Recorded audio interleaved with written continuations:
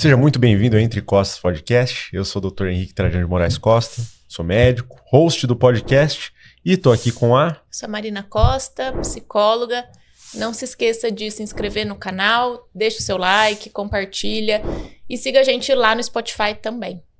Beleza, hoje, então o tema... hoje o convidado, na verdade, talvez seja o convidado que eu fiquei mais nervoso em receber pelo respeito que eu tenho para ele. Hoje vamos falar um pouquinho sobre o hype aí do momento. Eu acho que é hype porque eu pratico, eu acho também, né? Tô dentro do contexto. Mas vamos falar um pouquinho sobre jiu-jitsu com o mestre Felipe Matos. Tudo bom, Filipão? Legal, tudo bem? Obrigado pelo convite. Para mim também é um prazer estar aqui com vocês, né? Participando aqui do podcast de vocês. Já é um ambiente mais sério, né? Perto dos últimos que eu participei. Então, para mim é uma honra estar participando com vocês. Mestrão que não é só faixa preta de jiu-jitsu, ele também tem formação acadêmica. E eu queria entender, uma coisa que eu sempre quis entender. Como que foi essa trajetória? Você começou no jiu-jitsu cedo, mas não abandonou. Eu comecei no jiu-jitsu criança, né? Com 12 anos eu comecei. Depois de tentar vários esportes, eu passei por vários esportes de luta e não. E com 12 anos eu experimentei o jiu-jitsu. Não quis continuar, quis parar logo, mas aí minha mãe foi me enrolando, já paguei esse mês, já comprou o kimono. Aí eu fui ficando. Com 3 meses eu fiz a minha primeira competição. Não foi uma experiência muito positiva, mas eu na verdade nem sei explicar exatamente, mas eu fui ficando. E aí fui pegando o gosto e aos poucos eu fui cada vez mais assim, eu não me enxergava sem aquilo, né? E aí, já vão agora quase 30 anos, né? E durante esse caminho todo, o meu lugar dentro do jiu-jitsu foi mudando, né? Então, começou ali como criança, ainda nem muito certo de que gostava ou não. Depois teve a parte mais de, vamos dizer, entre aspas, de atleta, né? De competidor, vamos dizer assim. Até depois fazer a transição para ser professor, né? Que eu ia ser professor, eu já imaginava, não de jiu-jitsu, né? Tá, aí entra até a minha parte de formação acadêmica. Eu sou formado em letras pela Universidade de São Paulo, bacharel e licenciatura, fiz os dois. E quando eu terminando a faculdade, eu experimentando um e outro, eu achei que no jiu-jitsu ia dar mais pé, né? Então eu falei, vou experimentar, se não der, eu volto. E aí, graças a Deus, deu certo. E aí tô até hoje aí, né? E você acha que as duas áreas acabam se conversando? Em alguns momentos, sim, né? Porque na minha formação acadêmica, a USP, ela tem, como tudo, né? Tem coisas boas e coisas ruins. Uma coisa boa de lá, na verdade, eu acho que isso é uma coisa boa da educação em geral aqui no Brasil, né? Te dá muita liberdade, né? Você consegue direcionar bastante para onde você quer levar ali o conteúdo da sua formação, né? O meu curso na USP lá metade dos créditos para você se formar, metade são obrigatórios, metade é optativo. Então você pode passear lá, em outras faculdades, em outros cursos, né? Então, eu acho que contribuiu muito a minha formação humana. Tá. E aí, no jiu-jitsu é 100% relacionamento, né? Lógico, depende de como você trabalha, mas no nosso caso lá, é muito assim. Então, me ajudou muito essa minha formação acadêmica, que eu foquei muito nessa parte de formação humana, então acaba me ajudando, né? E na parte de pedagogia? A faculdade em si, sinceramente, não muito, né? A licenciatura lá que eu fiz na Faculdade de Educação da USP, que é separado, sinceramente, não muito. Aí foi mais uma questão de estudar por conta. Tá. Né? Foi uma parte mais de estudar por fora. E os créditos que eram optativos, em que área que você se interessava mais lá? Eu fiz de tudo um pouco. Porque lá na USP, a Faculdade de Letras, ela é junto, né? A FEFELESH. Letras, Ciências Humanas, da Filosofia, História, Geografia, Ciências Sociais. Então eu pegava algumas matérias ali por ali, e aí depois eu lembro que cheguei a fazer matéria na educação também, mas sempre na parte de humanas. E até me atrasei um pouco, porque fui descobrir isso depois já era o ciclo básico, né? Fiz mais quase um ano, e em tese seriam 4 anos o curso, né? Só pro terceiro que eu fui me atentar para isso. Aí corri que nem doido para terminar. Então, de 4 eu levei 6 para terminar. Só que tem outra questão que, ao mesmo tempo disso, foi seu auge como atleta. Coincidiu um período de mais competição. Não foi o meu melhor momento, mas quando eu competia bastante, né? Que é o adulto faixa preta, né? Coincidiu. Era corrida. Imagino. Ia de manhã. Teve época por conta de precisar terminar, cumprir os créditos, e dá aquela agonia, você tinha uma hora que você não quer, não aguenta mais, né? Eu chegava aí de manhã pra lá, porque lá o curso é de manhã ou de noite, né? Ou de manhã ou de noite. Chegava aí de manhã, voltava pra cá treinar ou dar aula e voltava à noite pra cumprir mais alguma coisa, né? Então foi nessa correria, assim, mas valeu a pena. Hoje eu olho e falo, puta, não sei como eu conseguia, cara. Que aí eu passei, a partir de um determinado ponto, eu passei a treinar em São Paulo. Então, por até facilitou, que daí eu ia pra faculdade, ia treinar, voltava, então eu conseguia Ficava o dia inteiro em São Mas Paulo. era bastante coisa, porque ao mesmo tempo também coincidiu com essa fase de eu estar tendo que andar com as minhas próprias pernas, né? Eu casei relativamente cedo, casei com 24 anos, já tava na faculdade, né? E o meu sustento, vamos dizer assim, era das aulas de jiu-jitsu, né? Eu não tinha muito custo, ainda morava com a minha família, morava com a minha avó, então era assim, mas era pro meu dia a dia, era dali, então eu dava aula de manhã, de tarde, de noite, dava aula até meia-noite, na verdade, tinha um horário das 11 à meia-noite, então chegava em casa 1 da manhã, no outro dia pegava o fretado às 6, então era corrida, né? Por isso que eu falo pros alunos hoje em dia, pra molecada, eu falo, meu, agora é a hora, né? Porque hoje não aguentaria, não. Hoje não conseguiria fazer, não. Você acha que pra muita gente hoje em dia falta essa correria? Falta. Passar por isso? Tá sendo meio, como é que fala assim, meio chavão falar isso, né? Mas você escuta muito né, essa frase, né? Molecada hoje em dia, né? Mas realmente eu percebo isso. Eu tento cobrar lá dos meus, né? Tentando dar alguns exemplos, né? Contar um pouco de como eu fiz e principalmente de que vale a pena fazer. E que é o momento certo, você tem energia ainda, né? Mas realmente eu acho que falta. Você não encontra mais tanta gente. Na verdade, a minha geração já não tinha tanto, deve ser um pouco mais novo que eu, e os mais novos. Você não vê tanta disposição, tanta iniciativa, né? De querer pagar esse preço. Né? Pagar um preço para depois você poder colher de alguma maneira, né? Eu acho sim que nós estamos vivendo um momento aí em que as pessoas não têm essa mesma disposição, essa iniciativa, essa resiliência, né? Que é a palavra da moda também, né? E quando a gente fala do jiu-jitsu competitivo ali, nesse momento que você estava, seus pares, provavelmente seus oponentes ali no tatame, não estavam nessa mesma correria eu digo acadêmica, né? Não aula, a maioria. Estavam em outras correrias muitas vezes, né? Eu fui um atleta, no meu período de atleta, não sei nem se eu fui um atleta de verdade, mas na minha fase de competição, nessa categoria que é o Prime do Jiu-Jitsu, que é o faixa preta adulto, eu fui um atleta mediano, né? Eu tive alguns resultados, eu cheguei a disputar com os melhores, mas eu não cheguei a ser do top ali, né? Então, por exemplo, nos campeonatos mais importantes, que são os que chamam de Grand Slam, né? Europeu, Pan-Americano, Mundial, Brasileiro, eu tenho pódio em alguns deles, mas nunca ganhei, né? Fui ganhar alguns deles depois de Master. Foi uma coisa que deu polêmica. Daí já não é mais o auge do negócio, né? Eu tive bons resultados, até mais do que alguns que se dedicavam mais do que eu, até, né? Mas, enfim, né? Eu bati na trave, cheguei perto, mas não fui. E respondendo a sua pergunta especificamente, assim, não tinha. Eu tenho um grande amigo meu, o Adriano, por exemplo, que eu treinava com ele lá na USP, ele era da faculdade de esporte, já era formado, ele é mais velho um pouco, dava aula lá, cumpriu a carreira acadêmica completa, ele terminou a faculdade, mas a maioria não. A maioria se dedicava só pro jiu-jitsu mesmo. Então, foi morar na academia, veio morar de outra cidade para ficar só treinando, se dedicou só pro esporte, né? Não teve. Uns foram fazer depois, outros não mesmo, tiveram sucesso e conseguem viver só do jiu-jitsu sem precisar se preocupar com esse lado da formação.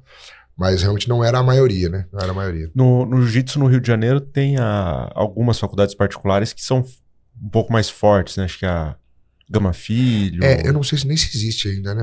Mas teve uma época que era bem forte, né? O dono da Gama Filho, acho que era o Pedro, né? Pedro Gama Filho, seu já mais velho. Ele era um entusiasta da luta em geral, né? Então foi por uma iniciativa dele. Iniciativa dele de querer que tivesse. Não só... fomentar a parte esportiva, mas até acadêmica. Então ele criou cursos, né, para os profissionais da área de educação física, até da psicologia do esporte, queria colocar dentro da grade, né, fazer um esforço para institucionalizar, para formalizar, né, tentar inserir o jiu-jitsu na grade mesmo, né, na parte dos cursos, de alguns cursos lá, né? Ele foi um esforço. Eu, sinceramente, não sei se ainda tem essa universidade lá. E lá no Rio, ela era das particulares, cresceu muito, ficou muito grande, né? Então, realmente tinha. Hoje tem aqui, acho que no Paraná, tem uma que tenta também fazer um trabalho desse tipo. Acho que C1, acho que faz, que eles... Uma vez eu fiz dei um módulo num curso que o Barbosa tinha lá, e eu sei que eles continuam tentando fazer cursos dentro não sei se chega a ser um curso de graduação, né? Mas assim, ele coloca alguma disciplina dentro de um curso, fazendo aquilo participar. É um passo a ser dado. É um passo a ser dado. Eu acho válido. E você acha que na competição, assim, que a gente estava falando desse seu momento, o que pesa mais? É técnica, é talento, é treino ou é cabeça? É tudo junto. Tudo junto. É fácil responder assim, mas acaba sendo um pouquinho de cada coisa, né? Eu acredito que vai fazer um bom atleta, um bom competidor, realmente é um balanço entre tudo isso daí, né? Tem que ter uma boa técnica, tem que ter um bom preparo físico e um bom condicionamento psicológico, principalmente. Algum é mais importante do que o outro? Eu acho que aí também depende um pouco de cada um, depende do indivíduo. Se o cara já é talentoso, já tem habilidade física mais natural, obviamente isso vai precisar ser menos desenvolvido nele. Né? Às vezes o cara não é tão habilidoso, tem condicionamento físico muito bom, né? E a mentalidade de campeão. Que tem cara que é diferenciado nisso. O cara entra lá e ele, não tem. Confiante. Então já fica mais fácil. Você vai ter que só tentar melhorar a técnica, mas ele é limitado. Então você direciona aquele desenvolvimento técnico e fala, pô, ele não vai fazer um jiu-jitsu bonito, não vai, mas vai ganhar. Né? Vai ser mais estratégico, vamos dizer assim, né? Então acaba sendo um conjunto e você tem que desenvolver uma área mais do que a outra, dependendo da pessoa. Então eu tenho vários alunos que competem e é exatamente isso. Tem lá que fala, puta, é habilidoso, treina há muito tempo, treina desde criança, né? Já cresceu, que foi o meu caso, né?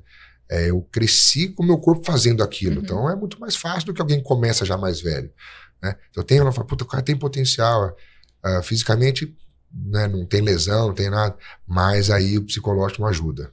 Sei como é que você desenvolve isso, né? Precisaria de ajuda de um especialista, lógico, mas depende do cara, né? E hoje em dia uma das dificuldades é a que a gente falou antes, o cara tem que se dispor a pagar esse preço, a fazer. Então, realmente, quando você tem ali os campeões, se você parar para analisar, ele vai ter um bom conjunto, né? Uma coisa um pouco mais, um pouco menos, mas acaba sendo esse conjunto aí. Quais são os sacrifícios?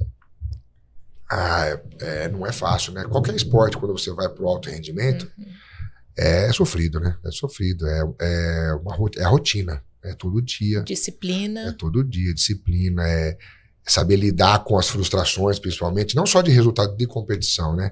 É todo dia, né? Todo dia você tem um obstáculo, alguma dificuldade, né? E isso também vai depender de cada um, as dificuldades elas mudam, né?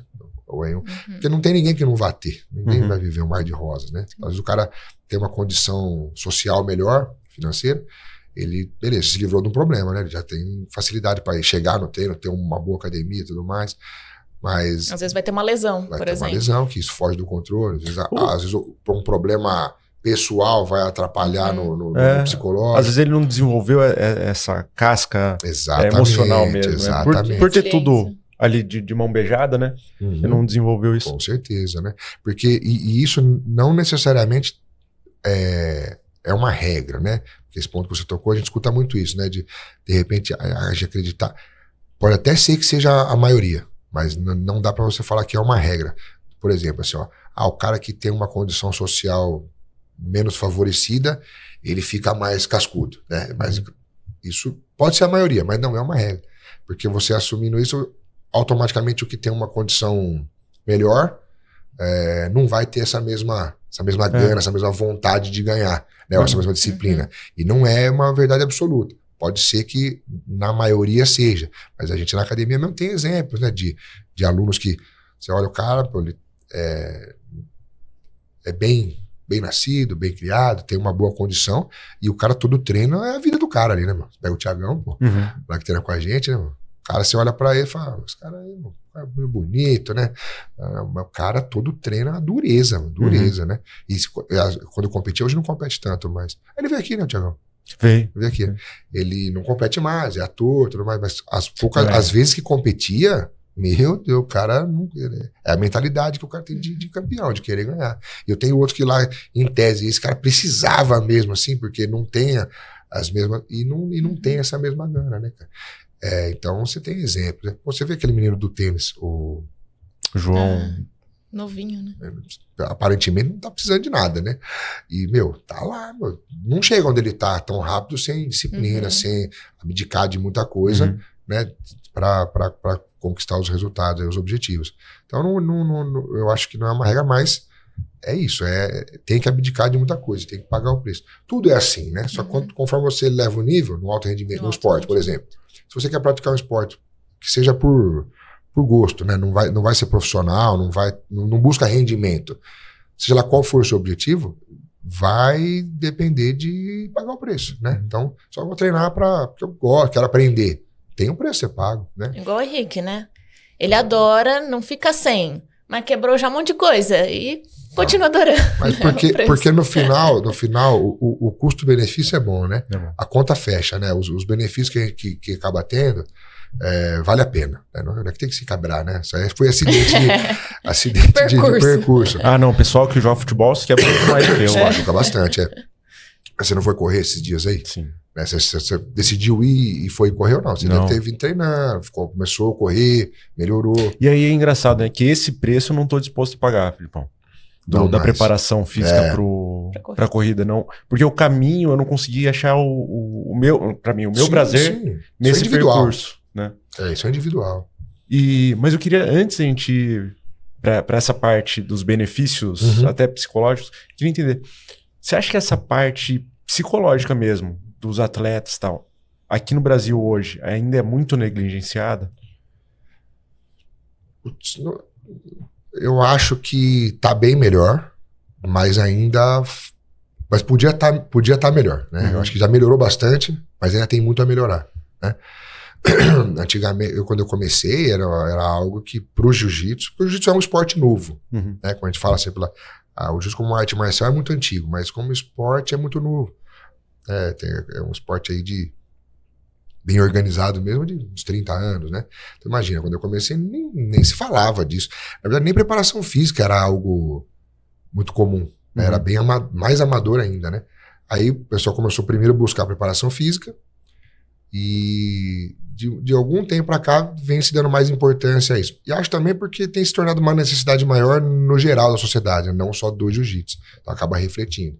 Então hoje já tem mais gente consciente dessa necessidade, buscando, mas eu acho que ainda não se dá a importância que deveria ser dado, porque eu acho que muitas vezes esse pode ser o ponto-chave. Eu acho que você consegue elevar o nível seja do atleta, do praticante, do competidor, você consegue elevar muito o nível dele de rendimento, né, seja lá em qual nível for, fazendo esse trabalho, né? Porque eu acho que você consegue desenvolver, eu acho que o teto, né, nesse aspecto, ele é muito mais alto. Às vezes, na questão do condicionamento físico, de repente o limite do cara é muito mais próximo. Alcançável. Muito mais próximo. Eu acho que é mais difícil desenvolver, né? Por muito mais que aquilo. O técnico também, às vezes, o cara não leva jeito, não é? Também você vai até um certo ponto. E eu acho que essa questão psicológica, num trabalho de longo prazo, eu acho que você pode ter um ganho muito maior que vai refletir muito mais, né? Eu posso estar falando besteira, mas eu acredito muito nisso. Porque eu acho que sim. Eu acho que bem acompanhado, bem trabalhado, qual é o limite? Qual é o limite para você se desenvolver, né, psicologicamente, mentalmente, você se tornar melhor nesse âmbito? Eu acho que não tem. Eu acho que não tem. E infelizmente o físico tem. Sim. Tem, por conta de lesão, por causa da idade, por conta de limitações físicas, né? Característica física de cada um. A técnica, a mesma coisa. Eu posso despejar conteúdo técnico, independente se a metodologia é boa ou não, mas se o cara também não tem uma cognição que não foi tão desenvolvida, enfim. Eu acho que por isso que deveria ser dado mais importância. E principalmente, desde cedo ter essa preocupação, né? Eu acho interessante, né? Quando, na Copa QC que eu competi, né? A gente foi assistir. Foi atípico, foi em julho e foi um dia muito quente. Muito calor, tava muito calor.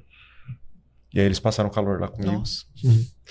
Mas eu fiz 2 lutas, a primeira peso, e eu fui tranquilo. Tava nervoso, percebi que a força sumiu, mas mesmo assim eu levantei o cara mais pesado um pouco que eu, e foi tranquilo. Agora no absoluto, eu fiquei mais ansioso, mais nervoso, e aí você começa a fazer coisas que você não tá treinado, que eu nunca puxei pra guarda, eu nunca fui agora eu tô treinando bastante puxar pra guarda, melhorei um pouco nesse aspecto. Mas eu nunca fui de puxar pra guarda até aquele momento. A primeira coisa que eu fiz foi puxar pra guarda. E aí tomei um amasso. Então, veja só, né? O que explica isso? Se você treinou e tá bem condicionado fisicamente, treinou, tá bem condicionado tecnicamente, o que vai fazer você chegar lá e fazer tudo diferente do que você treinou? Né? O que vai fazer você na academia faz lá? Tudo bem que uma boa preparação vai depender de periodização, um trabalho mais complexo, mas algumas coisas não fogem muito. Né? Então, por que você vai lá na academia e faz 5 lutas, né, de 5 minutos, e na competição você vai lá e faz uma e fica inutilizado, né? Tem um fator psicológico muito grande, né, cara, de descarga de adrenalina, na verdade você já consumiu sua energia antes. Sim. Com aquela ansiedade, com aquele nervosismo, entendeu? Isso aí, e aí como é que você vai melhorar isso? Você vai treinar mais físico? Você vai melhorar mais técnico? Agora você vê pessoas... Eu acho que faz muita diferença. Né? Você vê o Roger, não sei como que ele tava lá dentro, né, o Roger Gracie, né? Mas ele transmite uma calma muito grande. Não sei se nos campeonatos... Eu acho que todo mundo fica nervoso num certo nível. Então, o cara que não sente nada. Né? Isso, inclusive, é benéfico, né? O cara tem que estar. Né? Isso vai aumentar o seu nível de atenção, né? Vai te despertar. Você tem que ter um nível de adrenalina e tudo mais. Eu acho que o lance é como você controla isso, né? Você controla ali. Eu sempre tento dar algumas dicas do que foi me... Porque tudo isso daí... Imagina, eu não tive essa orientação. Né? Então eu fui me conhecendo fazendo, né? Puta, eu percebi, isso aqui me ajuda, isso não me... E até hoje, esse ano eu competi algumas vezes ainda, e foi uma coisa que eu pensei em fazer, né? De me colocar em situações diferentes para eu continuar me desenvolvendo, né? Então, eu tenho o Paulista ainda, a luta que eu fiz em Campinas. Eu fiz antes da luta, esperando a luta, eu fiz um negócio que eu nunca tinha feito, né? Putz, foi muito bom. É que eu nem sempre consigo, porque normalmente tem aluno para lutar, tenho que ainda orientar, ficar ali dando instrução, eu não consigo focar só na minha luta. Dessa vez deu, né? Mas você vê, depois de 30 anos treinando, competindo, eu fazer um negócio que eu nunca tinha feito e achei que era bom. Se eu tivesse feito só desde sempre, talvez tivesse sido melhores resultados, né? Mas, voltando, eu acho que todo mundo fica. O Roger realmente é um cara que você olha, aparentemente é gelado, né? E aí entra esse ponto também que eu sempre falo para os alunos. Eu acho importantíssimo fazer esse trabalho de desenvolvimento psicológico.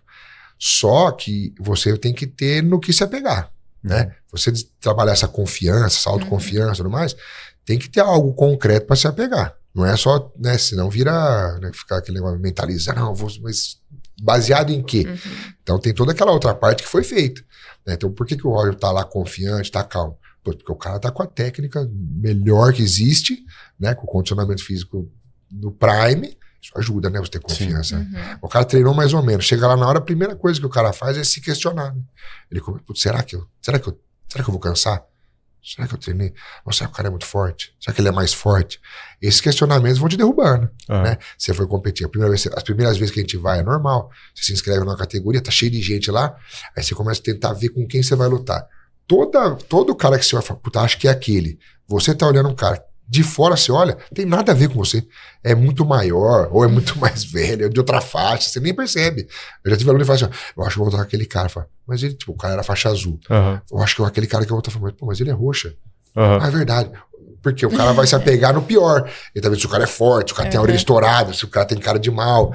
É normal, né? E são essas coisinhas que vão te derrubando, né? Quando você chega pra lutar, você já acabou, tá né? Cansado. Já tá cansado. Uma vez eu acompanhei, eu atendi um paciente que lutava assim, em jiu-jitsu em campeonatos nacionais. E acompanhei toda essa parte psicológica, a preparação psicológica dele para esse processo. Era uma pessoa bem treinada, dava aula, então tinha um preparo assim, diário, né?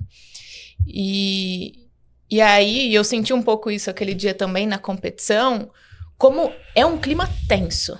né? Um clima de competição, hostil. ele é tenso, assim. Eu que nem tava competindo, né? Assim, já é um clima... Você já vai chegando ali, né? Você vai olhando as pessoas que podem ser seus oponentes, né? Você vai pensando no pior cenário, que é isso. De tipo, nossa, ele é grande, né? Será que é com ele que eu vou lutar? E aí um ponto muito importante, que é o confiar em toda a sua preparação. Exatamente, assim, se eu não me preparei, é lógico que aí eu não vou ter onde me apegar. Senão vira fantasia, né? Não, vou lá, vou ganhar, mas treinou, não, vai ganhar de jeito. Não tem como.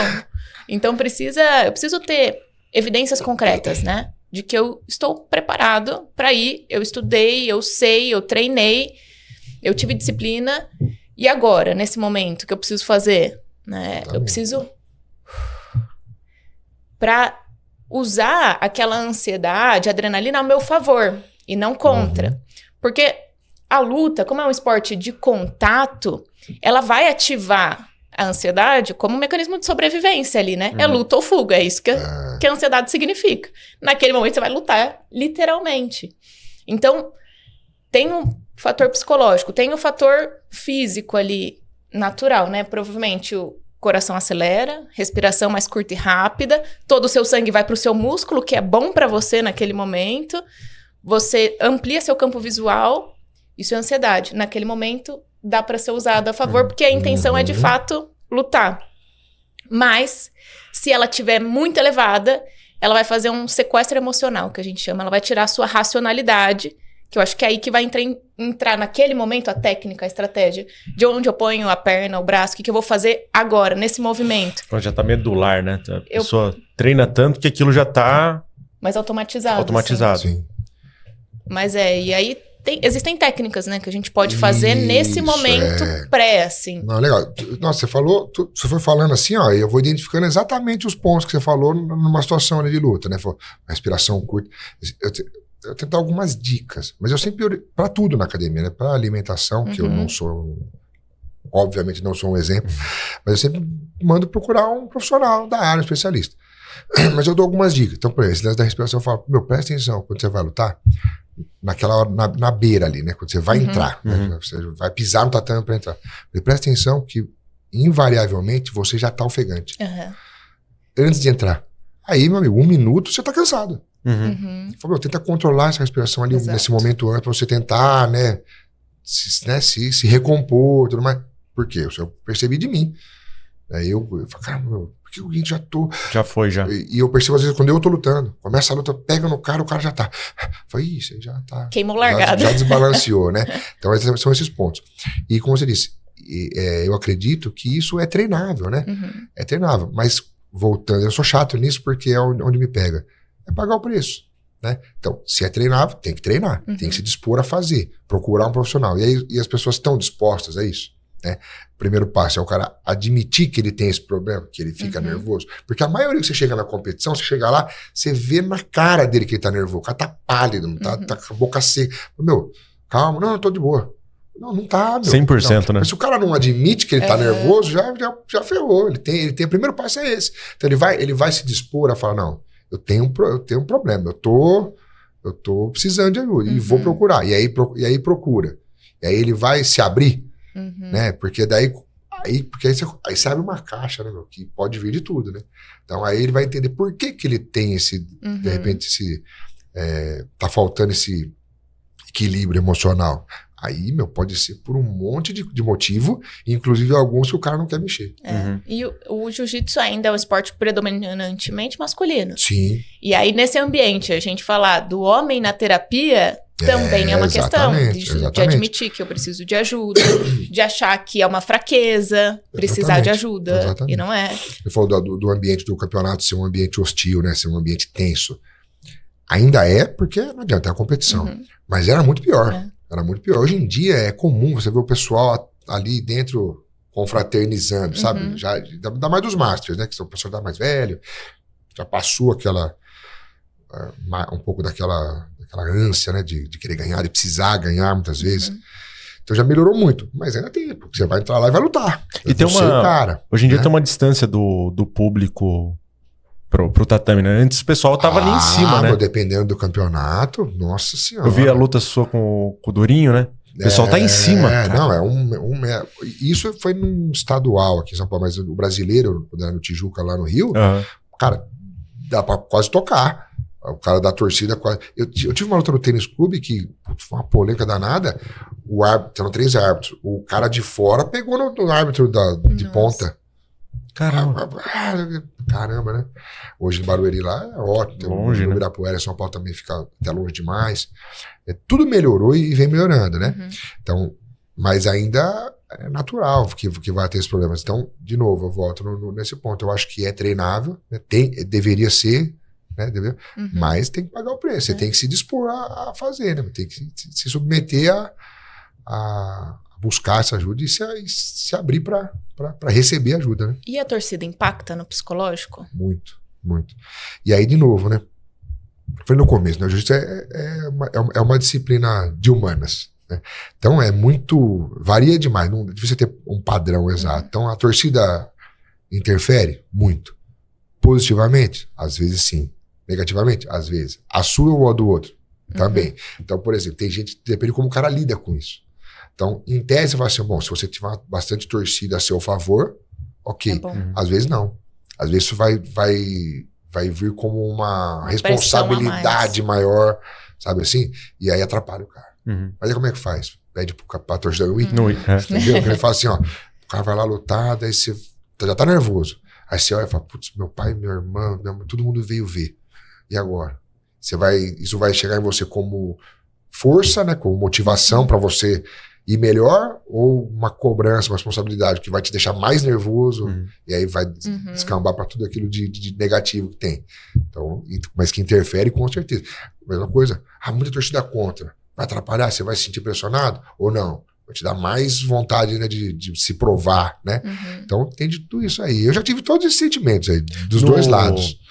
No Big Wars agora, lá em Campinas, é uma estrutura um pouco diferente, né? Em que tá todo mundo vendo no Teatro do Iguatemi, né? Isso. Os últimos eventos. Uma luta por vez, Uma luta por vez. Então, todo mundo tá olhando aquela lá. São 500 lugares, a gente geralmente vai com isso que eu ia falar, que aí você faz uma... Quase 100, então aí você imagina assim, você tem que se adaptar e entender a situação. Você pode pensar, pô, que legal, vou lá lutar, ou vão lá umas quase 100 pessoas, alunos, né? Amigos, alunos, ou que estão indo lá prestigiar, que legal, vou fazer.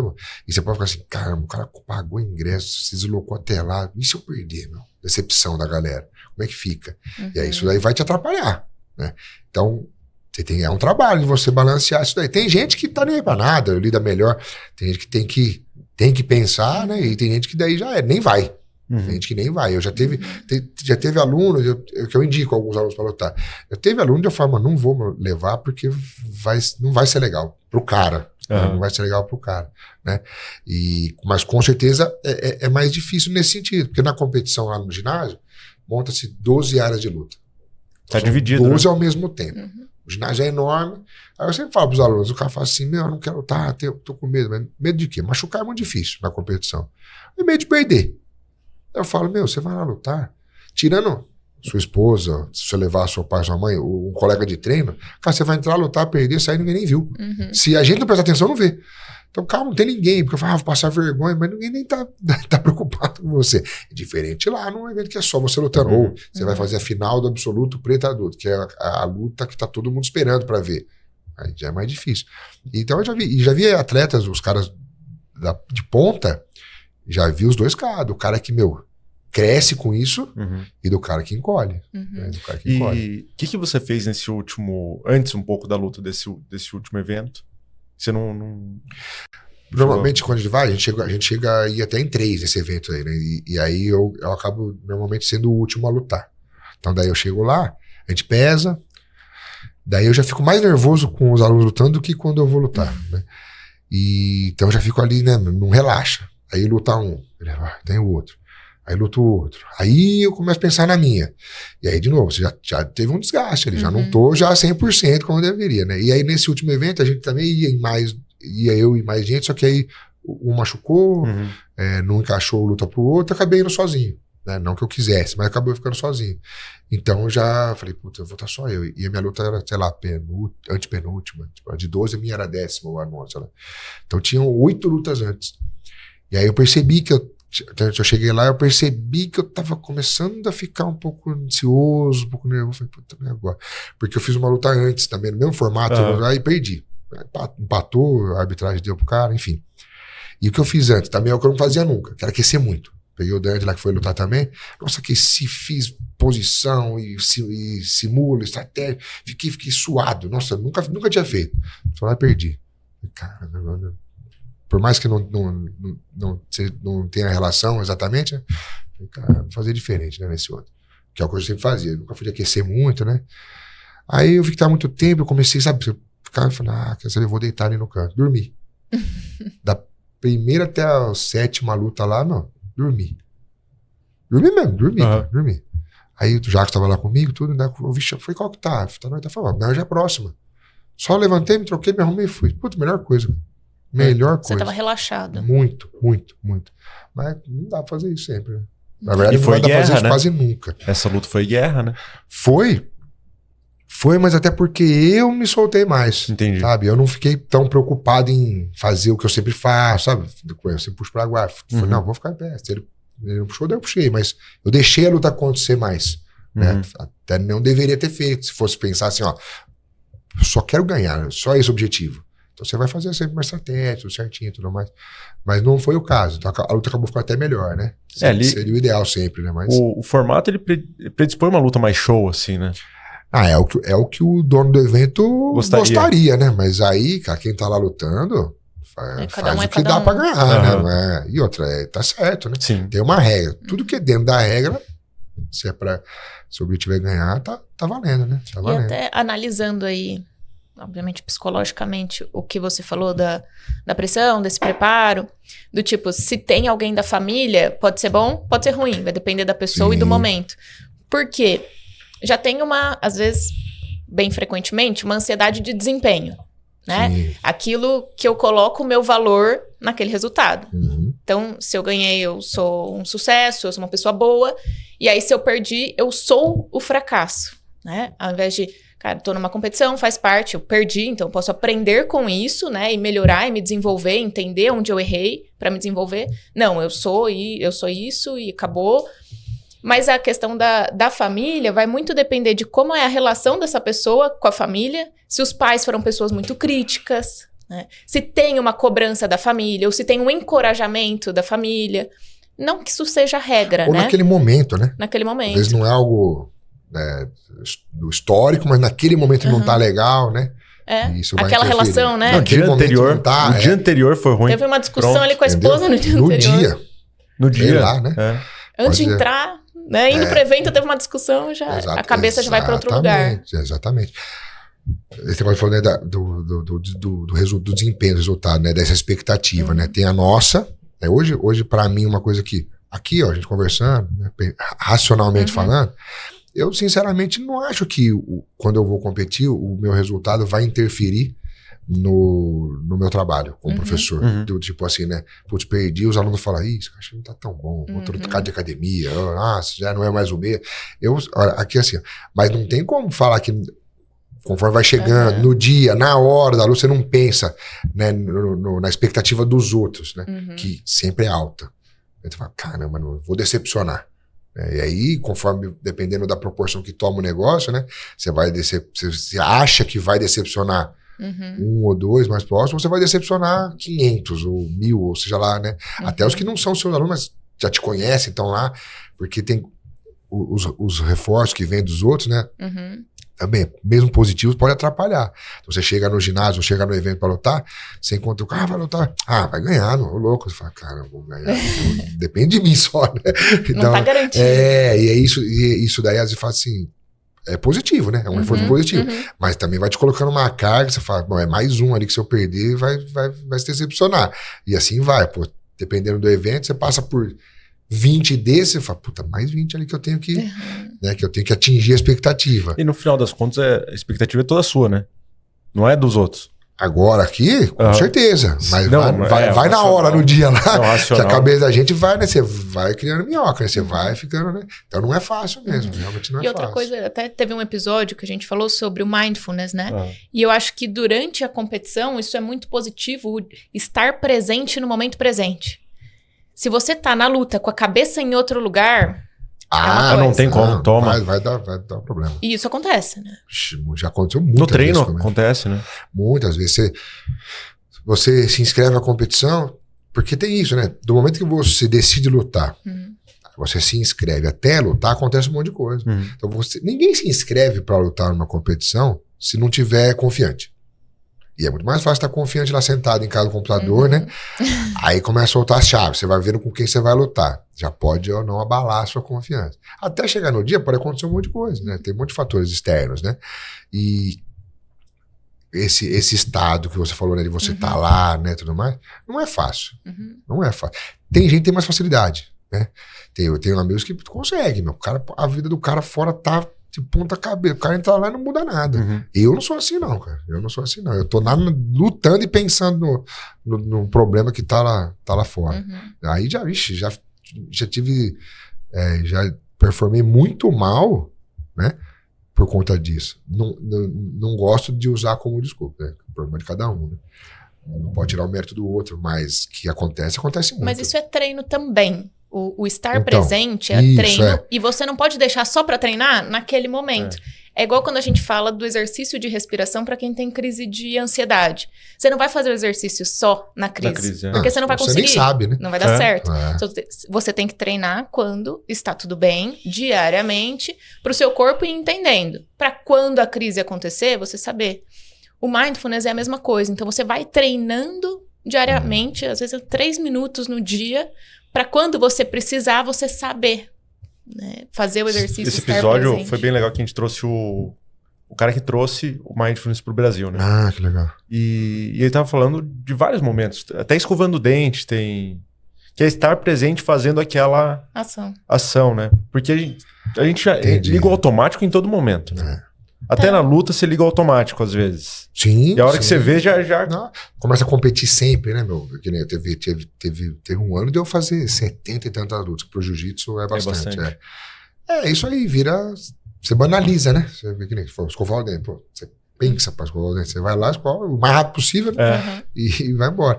E chega uma hora que é isso. Vou competir. Por que vai? Porque tem que ir, vira rotina. Então você vai e você não tá lá, né? Não tá se entregando como deveria, muitas vezes. E por um lado, essa exposição, ela é boa porque tende a diminuir a ansiedade. Sim. Então, a ansiedade que você tem hoje é muito diferente do que a que você tinha no começo. Mas, por outro, pode ser ruim, entre aspas, porque você acaba banalizando e fazendo tudo mais no automático. Aí entra esse trabalho todo aí, né? Mas, de novo, né? Sem querer ser chato. Não demanda disciplina. Sim. E aí o cara fala, não, né? Todo dia, 3 minutos. Mas tem que fazer. Sim. Fazer. É aí que tá o lance. Se não fizer, não adianta. Não tem milagre, né? Exatamente. Não vai ter milagre. Mestrão, mudando um pouco de assunto, mas mantendo ainda nos benefícios do jiu-jitsu, hoje em dia tá um hype, né? De empreendedores fazendo, executivos buscando, né? Que na verdade é um retorno, porque o Hélio Gracie já fazia isso, né? Com o pessoal de alto rendimento, de dono de banco, da elite, né? Já pegava isso e hoje a gente tá vendo isso voltar, de certa forma. Você acha que faz sentido esse movimento? Ou é moda? Não. Eu acho que o jiu-jitsu, ele, na verdade, desde que o jiu-jitsu, como eu falei, como esporte, ali vai, início dos anos 90, né? Você tem, acho que quando é mais marcante essa mudança da parte de defesa pessoal, né? Dos primeiros desafios para firmar, né? Para você comprovar a eficiência do jiu-jitsu, da modalidade, né? E passa a ter um maior desenvolvimento da parte competitiva esportiva, né? Eu acho que o jiu-jitsu só cresceu. Ele teve momentos de tá mais na moto, mas eu acho que só cresce, cresce. Não tem um momento que fala assim, agora o jiu-jitsu deu uma caída, assim, eu não vejo isso, tá? Eu não vejo. Acho que o jiu-jitsu vem crescendo. E aí você pega maneiras diferentes disso acontecer, né? Então a gente tem passado quando teve um boom do UFC, né, do MMA, né, voltou um pouco essa parte de confrontar estilo, mas em alguns momentos a gente tem conseguido agora, teve um crescimento muito grande com criança, ele está conseguindo conquistar um espaço, alguns espaços que tradicionalmente eram ocupados só por outras modalidades que já tinham mais credibilidade na parte de disciplina, infantil, né? Judô, karatê. Ainda não é fácil, cara. Para o justo entrar numa escola hoje, ainda é muito difícil. Às vezes me procuram, mas querem judô e tal. Mas mesmo assim, melhorou bastante nesse sentido. E agora tem tido isso de algumas... Teve uma época de celebridade, de artista, treinar mais. Sempre tem, mas teve uma época. Porque, é só questão de aparecer numa. Hoje em dia, eu sou velho, né? Mas se aparecer uma novela das 8, vai ter um boom de novo. Entendeu? E agora são os, né? Tem os streamers, youtubers e esses caras aí que são os empreendedores, aí, os empresários que estão nas redes sociais, né? Que estão buscando. Eu percebo o boxe, então, né? Também bastante. Sim. E o jiu-jitsu. Mas bastante o jiu-jitsu. E eu acho que é um momento, um desses momentos, né? Do jiu-jitsu crescendo, se popularizando e tudo mais.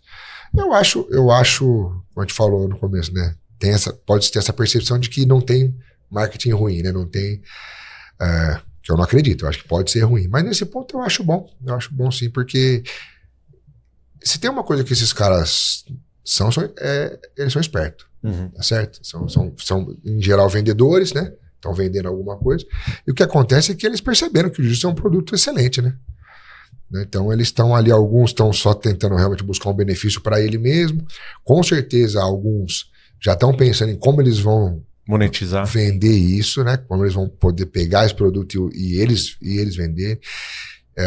Cara, outro dia eu acho que eu vi um cara... Eu não vou falar porque eu posso errar, mas é um cara desse aqui que vive de internet, de YouTube, alguma coisa, que abriu uma academia, cara, pra criança, eu acho. Ele não é faixa preta? Não, tá graduado, mas abriu lá uma academia. Ou seja, o cara percebeu que é um bom produto, que pode dar retorno pra ele. Então vai ter esses caras também. Então, e tem essas... eu acho positivo. Hoje em dia tem as academias de nicho, né? Então a Kira Grace foca mais em mulheres no Rio, né? Pessoas com condições físicas mais fragilizadas, né? Cara, o jiu-jitsu ele possibilita você trabalhar com qualquer tipo de público. Qualquer. Ainda é difícil você trabalhar exclusivamente com um. Então, mas também não consegue trabalhar com todos. Você vai ter que limitar. Escolher, né? Um pouco. Mas cada vez mais dá pra você. Né? Uma coisa que hoje em dia já tem bastante é isso, sabe? O cara que não quer competidor. O cara que só quer competidor, ou quer mais competidor, né? Então já dá para fazer isso. Agora, vou trabalhar só com mulheres, só a parte de defesa pessoal. Dá, é mais difícil. Ela tem algumas facilidades para poder escolher um formato diferente lá. Mas você consegue trabalhar com criança que tem alguma necessidade especial. Dá, consegue fazer só isso. Tem um cara no Rio que tem lá. Mas você fala, é um ou outro, né? A maioria acaba tendo que atender um pouquinho de cada coisa, né? Mas eu entendo que vai ficando cada vez mais difícil se abraçar muita coisa. Vai cair a qualidade, não tem jeito, né?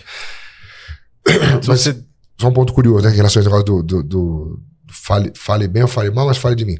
Quando eu comecei a treinar em 96, final dos anos 90 foi o auge do marketing negativo do jiu-jitsu. Quando os pit boys, os caras brigavam na noite, tudo mais. Mas eu vou te falar, cara, aí tem uma época que na Globo era todo domingo no Fantástico, tinha uma matéria, cara, demonizando o jiu-jitsu. Assim, botava foto dos caras, tudo mais.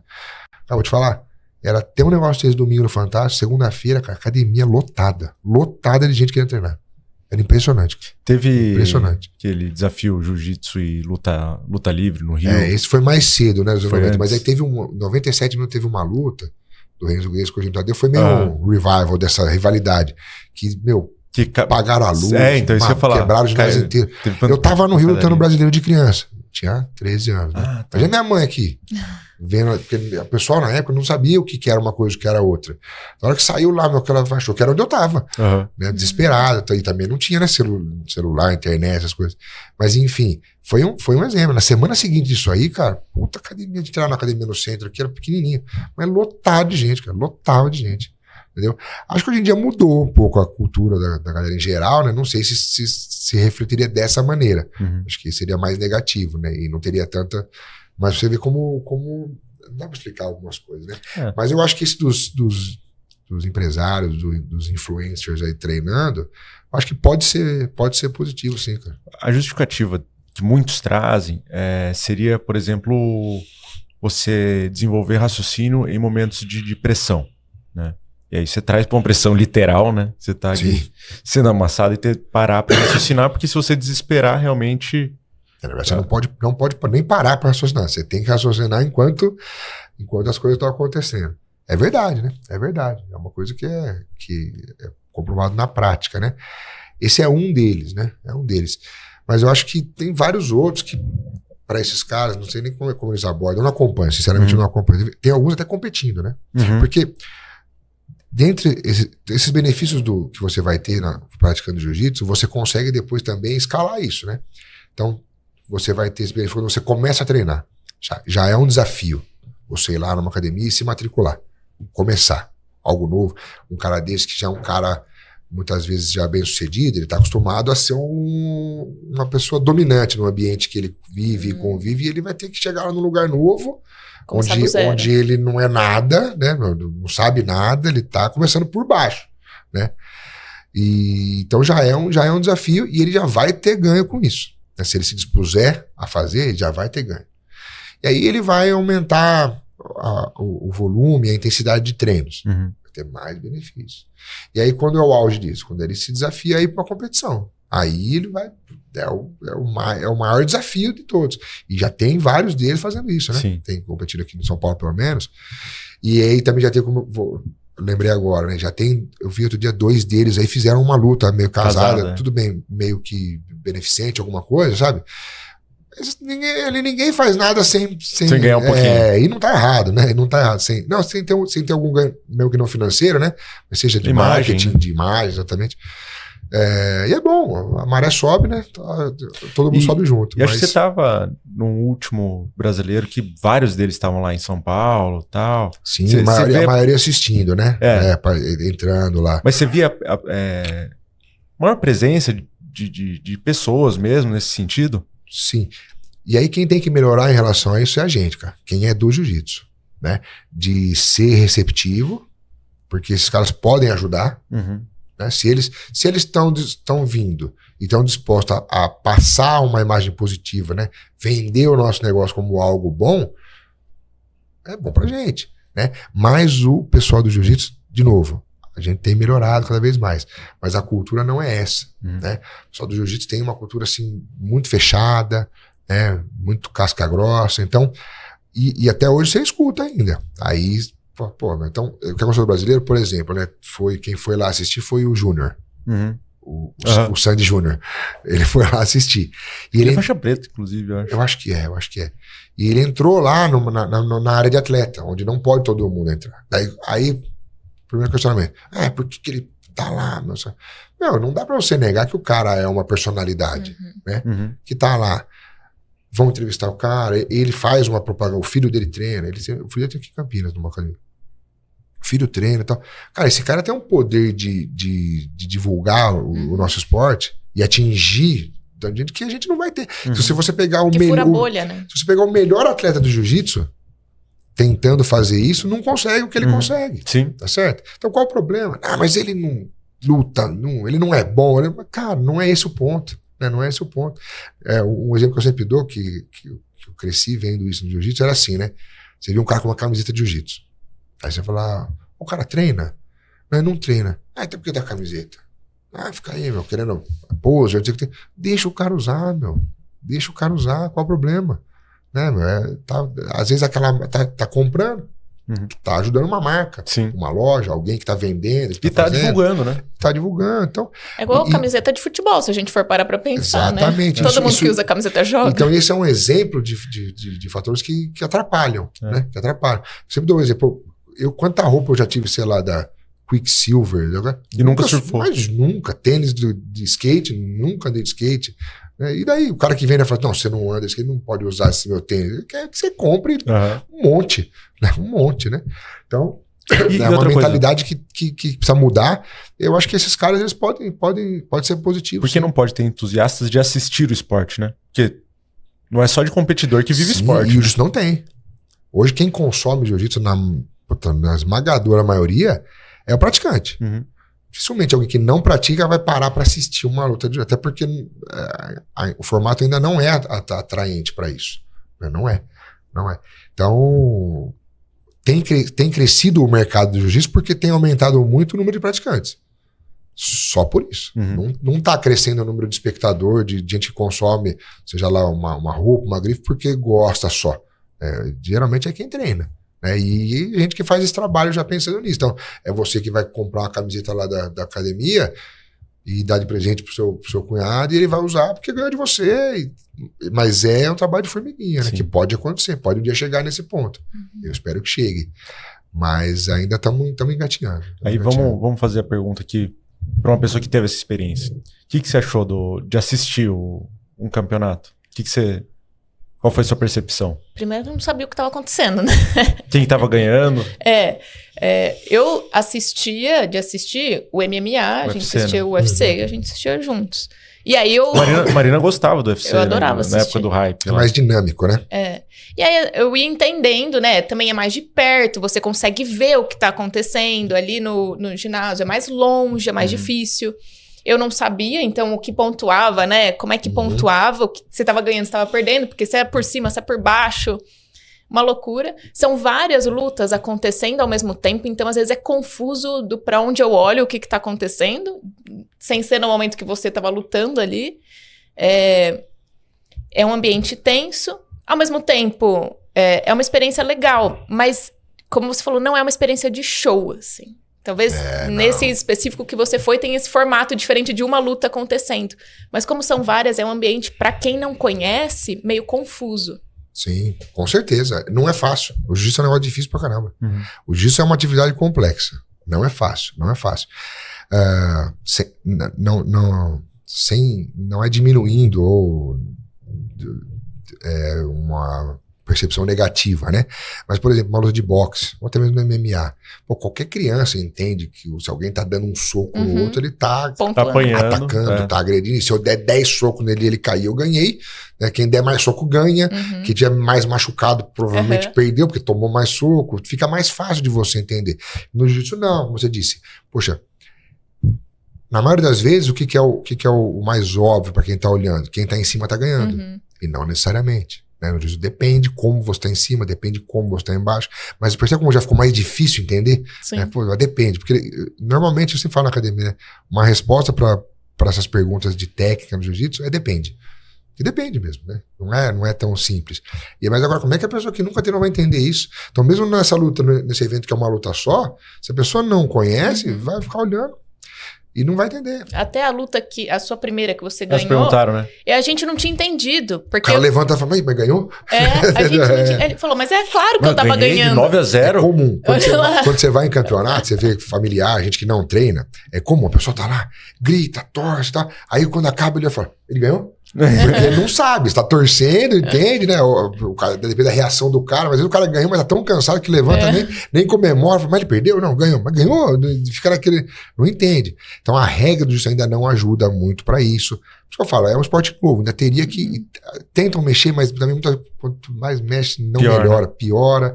Então, não sei qual seria a solução exata para isso, né? Por exemplo, o ADCC, ele parece mais vendável um pouco, você vê as pancadarias. Mas vai depender da luta. O fato do sem kimono escorrega muito, fica aquela empurra. Vai, um pouco sim. Mas digo assim, porque vai lá, derruba os propagandas, né? A queda, por exemplo, também é uma coisa fácil de entender. Pô, tem dois de pé. Um derrubou, óbvio que ele fez alguma coisa de vantagem ali, né? Mas no jiu-jitsu não acontece. Realmente tem que ter um entendimento. Tanto que e não é só para quem está assistindo. Quando eu começo na academia, nas primeiras aulas, na primeira aula principalmente, o maior trabalho que eu tenho ali é isso, né? Da pessoa entender como funciona o esporte. Qual a dinâmica, né? Então, esse tipo de pergunta, ó. Quem tá melhor, em cima ou embaixo? A pessoa vai dizer, não, depende de como você tá. Então você vai tentar evitar isso, evitar aquilo.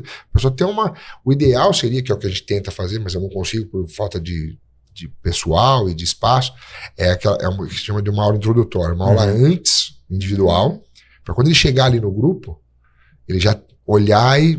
entendi. Porque o cara chega lá e isso, ele vê um em cima do outro, não sabe quem tá bom, pra quem tá ruim, um monte de gente. E aí, o que isso causa na maioria das vezes? O cara fica com medo, né? O cara fala, vou entrar ali. Tem horário na academia lá, não é o ideal, mas a gente tá se adaptando, né? Tentando acompanhar esse crescimento. Segunda e quarta, né? 7 horas, você chega lá, tem 50, 60 pessoas no tatame. Quem que é o doido que vai se enfiar lá dentro? Sem entender nada que tá acontecendo, né? Então a gente tem esse problema que a gente tem tentado resolver, mas já é um passo. Antigamente era isso. Quer, não quer.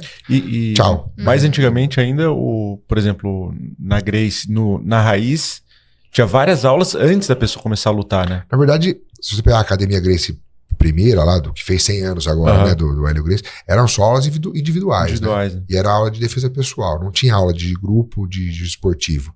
Isso foi num segundo momento, né? Não com o Hélio Gracie, já com o Carson, com o Hall, sobrinhos dele, que começa com eles, treinando entre eles, abrindo para alguns alunos mais antigos, e depois isso foi se abrindo, as academias foram abrindo nesse formato e foi acontecendo. Porque o jiu-jitsu era um esporte, era muito elitizado, né? Na Academia Gracie, né? Era em regiões nobres, não devia ser barato, então era um esporte rico, né? No curso, você fez o último curso, né? Teve daí uma outra linhagem lá que disseminou mais nas áreas de periferia. Depois desse curso, ele deu uma aula pra gente no jantar. Lá, tá que eu perguntei, jiu-jitsu é brasileiro? Aí ele foi explicar toda aí depende, a origem. Né? Qual jiu-jitsu, que ponto. Não é fácil. Então eu não sei se vai ter uma solução pra isso também, por conta da característica da luta. É difícil, cara. Não é fácil, né? Não é fácil. Não é um esporte inicialmente, assim, pra quem chega acolhedor. Isso dá pra gente fazer, ser mais, né? Mas o entendimento da luta, como é que você vai fazer? Se o negócio é, por natureza, complexo, como é que você faz a pessoa entender rápido? Entendeu? Aí a gente corre o risco de você começar a descaracterizar, né? Você querer encaixar, fazer a negócio da regra. Não, tem que ter uma regra que a pessoa entenda. Você começa a descaracterizar. Ou então você vai fazer um treino para que a pessoa que não está disposta a pagar o preço, que ela tem. Você muda para encaixar na pessoa. E eu acho que você consegue fazer essas coisas, mas tem um limite. Um equilíbrio. Senão começa a descaracterizar, né? Você começa vira outra coisa, né? Vira outra coisa. E o jiu-jitsu, ele é um esporte de defesa pessoal, então? Sim. E quando vira outra coisa, você começa a perder os benefícios que você teria na prática do que ele realmente é. Mesmo que você pratique mais focado na parte esportiva, competitiva, não tem como você não ter um ganho, né, nesse sentido, de você aprender a se defender. Não tem como. Você vai ganhar. O que vai mudar é isso. Uma aula, um treinamento voltado especificamente para a defesa pessoal, você vai incluir alguns aspectos particulares. Então você tem que ter um pouco mais de malícia. A pessoa que você vai confrontar tem outros objetivos, né, do que aquele que você vai confrontar no esportivo, numa competição, num treino ali de rotina nosso, que é o esportivo que a gente mais tem, né? Então é mais adequar essa percepção da luta, né? A luta é a mesma. Então o cara que faz o esportivo, ele com certeza tem um ganho muito grande, mas se ele ficar só no esportivo e não tiver essa instrução, né, de mudança de percepção, de perspectiva do que está acontecendo, pode ficar muito inocente e aí pode não ser tão eficiente. Então assim, um faixa preta lá, competidor, ele está pronto para se defender numa situação real, ele tem grandes chances de conseguir, provavelmente vai conseguir, mas pode faltar alguma coisa. Mas aí é muito mais fácil eu ajustar esse cara do que o contrário. O cara que só faz defesa pessoal e fala, não, vai ali fazer um treininho com o competidor. É muito mais difícil adequar esse cara ali do que o contrário, eu acho. Apesar da situação aqui ser mais amistosa, né? Então, e aí também depende tudo do quanto você treina, né? Do quanto você treinou com um determinado foco. Mas com certeza, um cara hoje que treina lá, buscou aquilo só pelo esporte.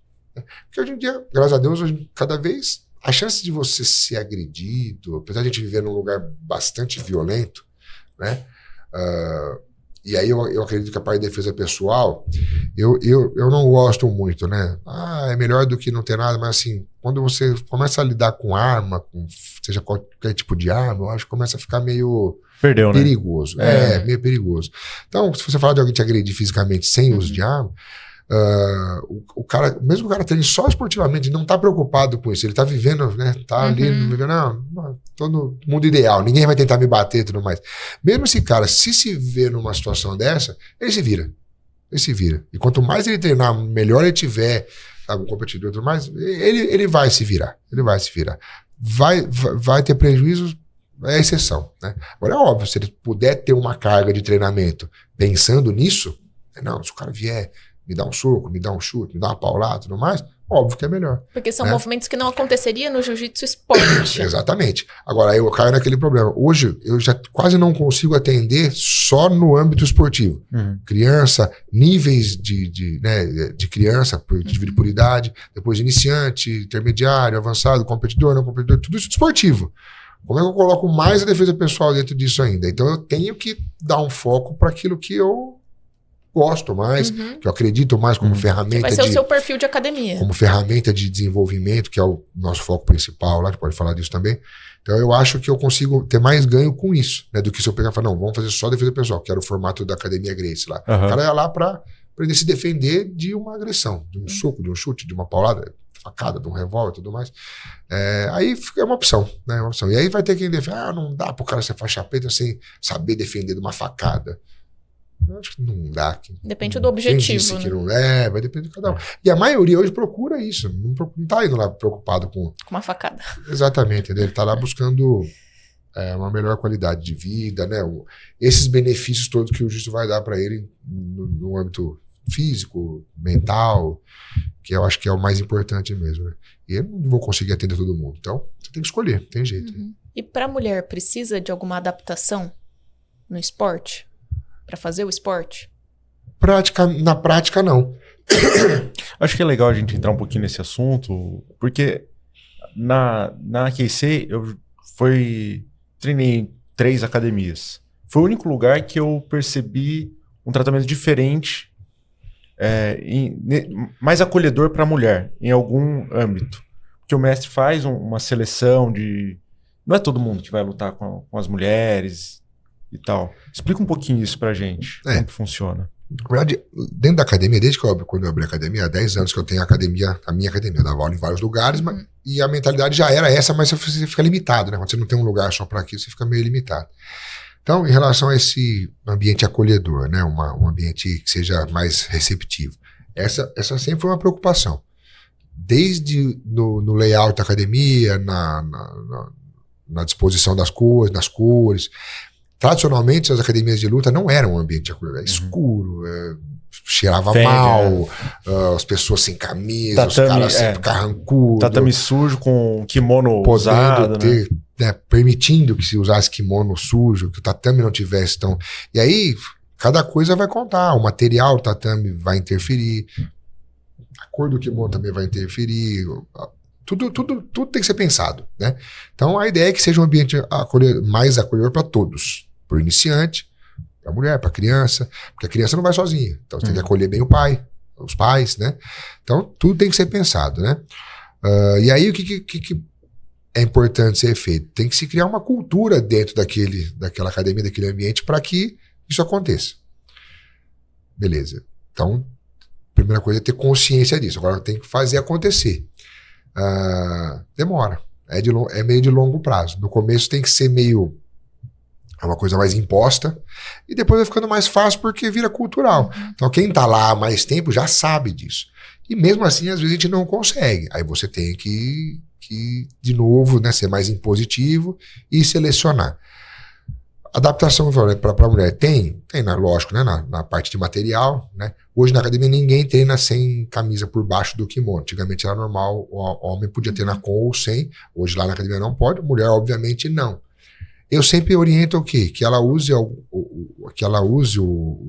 equipamento, a roupa, que a deixe mais confortável. Então, por exemplo, a gente sempre orienta as meninas a não usarem top, por exemplo, que use camiseta ou rash guard, né? Pode até usar o top por baixo, né? Por baixo, mas né, não só o top, tipo, a barriga de fora.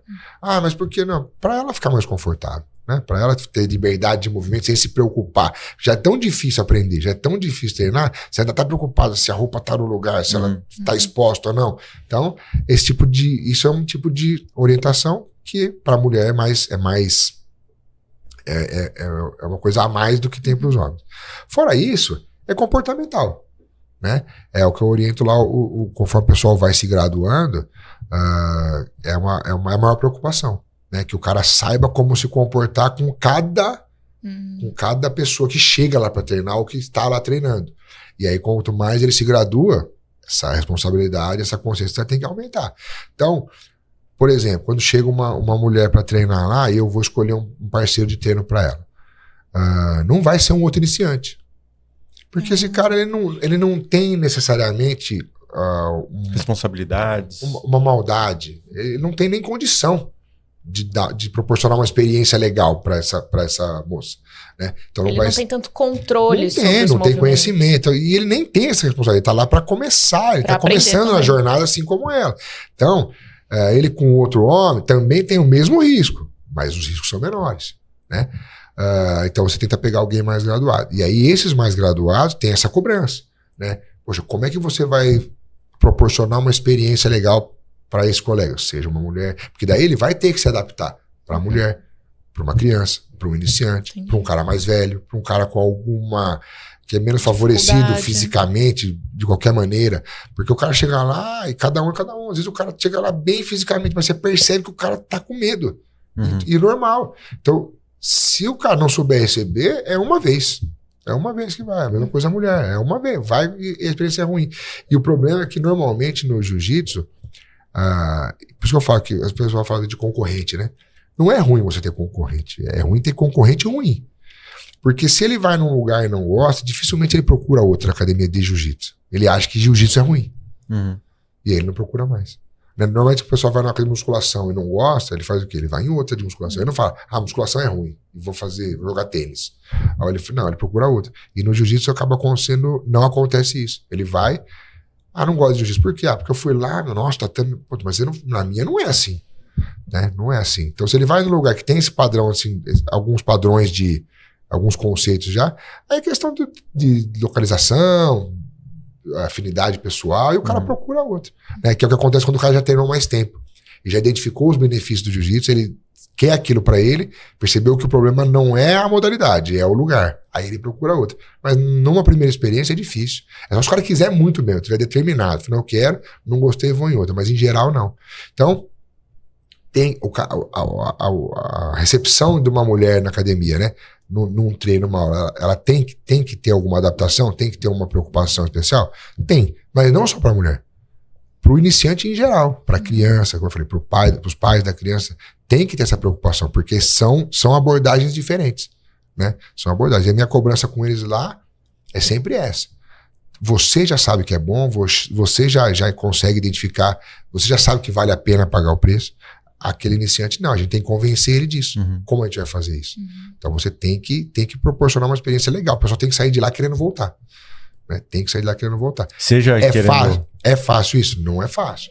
Todo mundo que está lá consegue fazer isso? Não é. Seria o sonho, né? Então, infelizmente, tem essa situação onde tem aluno que eu sei que eu não posso colocar. Né?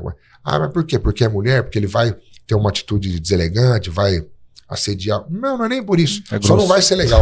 Só não vai ser legal para ela, entendeu? Então a gente tem que escolher melhor, tem que saber. Hoje o meu maior trabalho lá é preparar a gente para isso. Como eu falei, que a gente tem que escolher o nosso foco. A gente tem competidor lá? Tem bastante até. Bem sucedidos, campeões, temos bons resultados em competição. Mas hoje já não é o meu foco principal.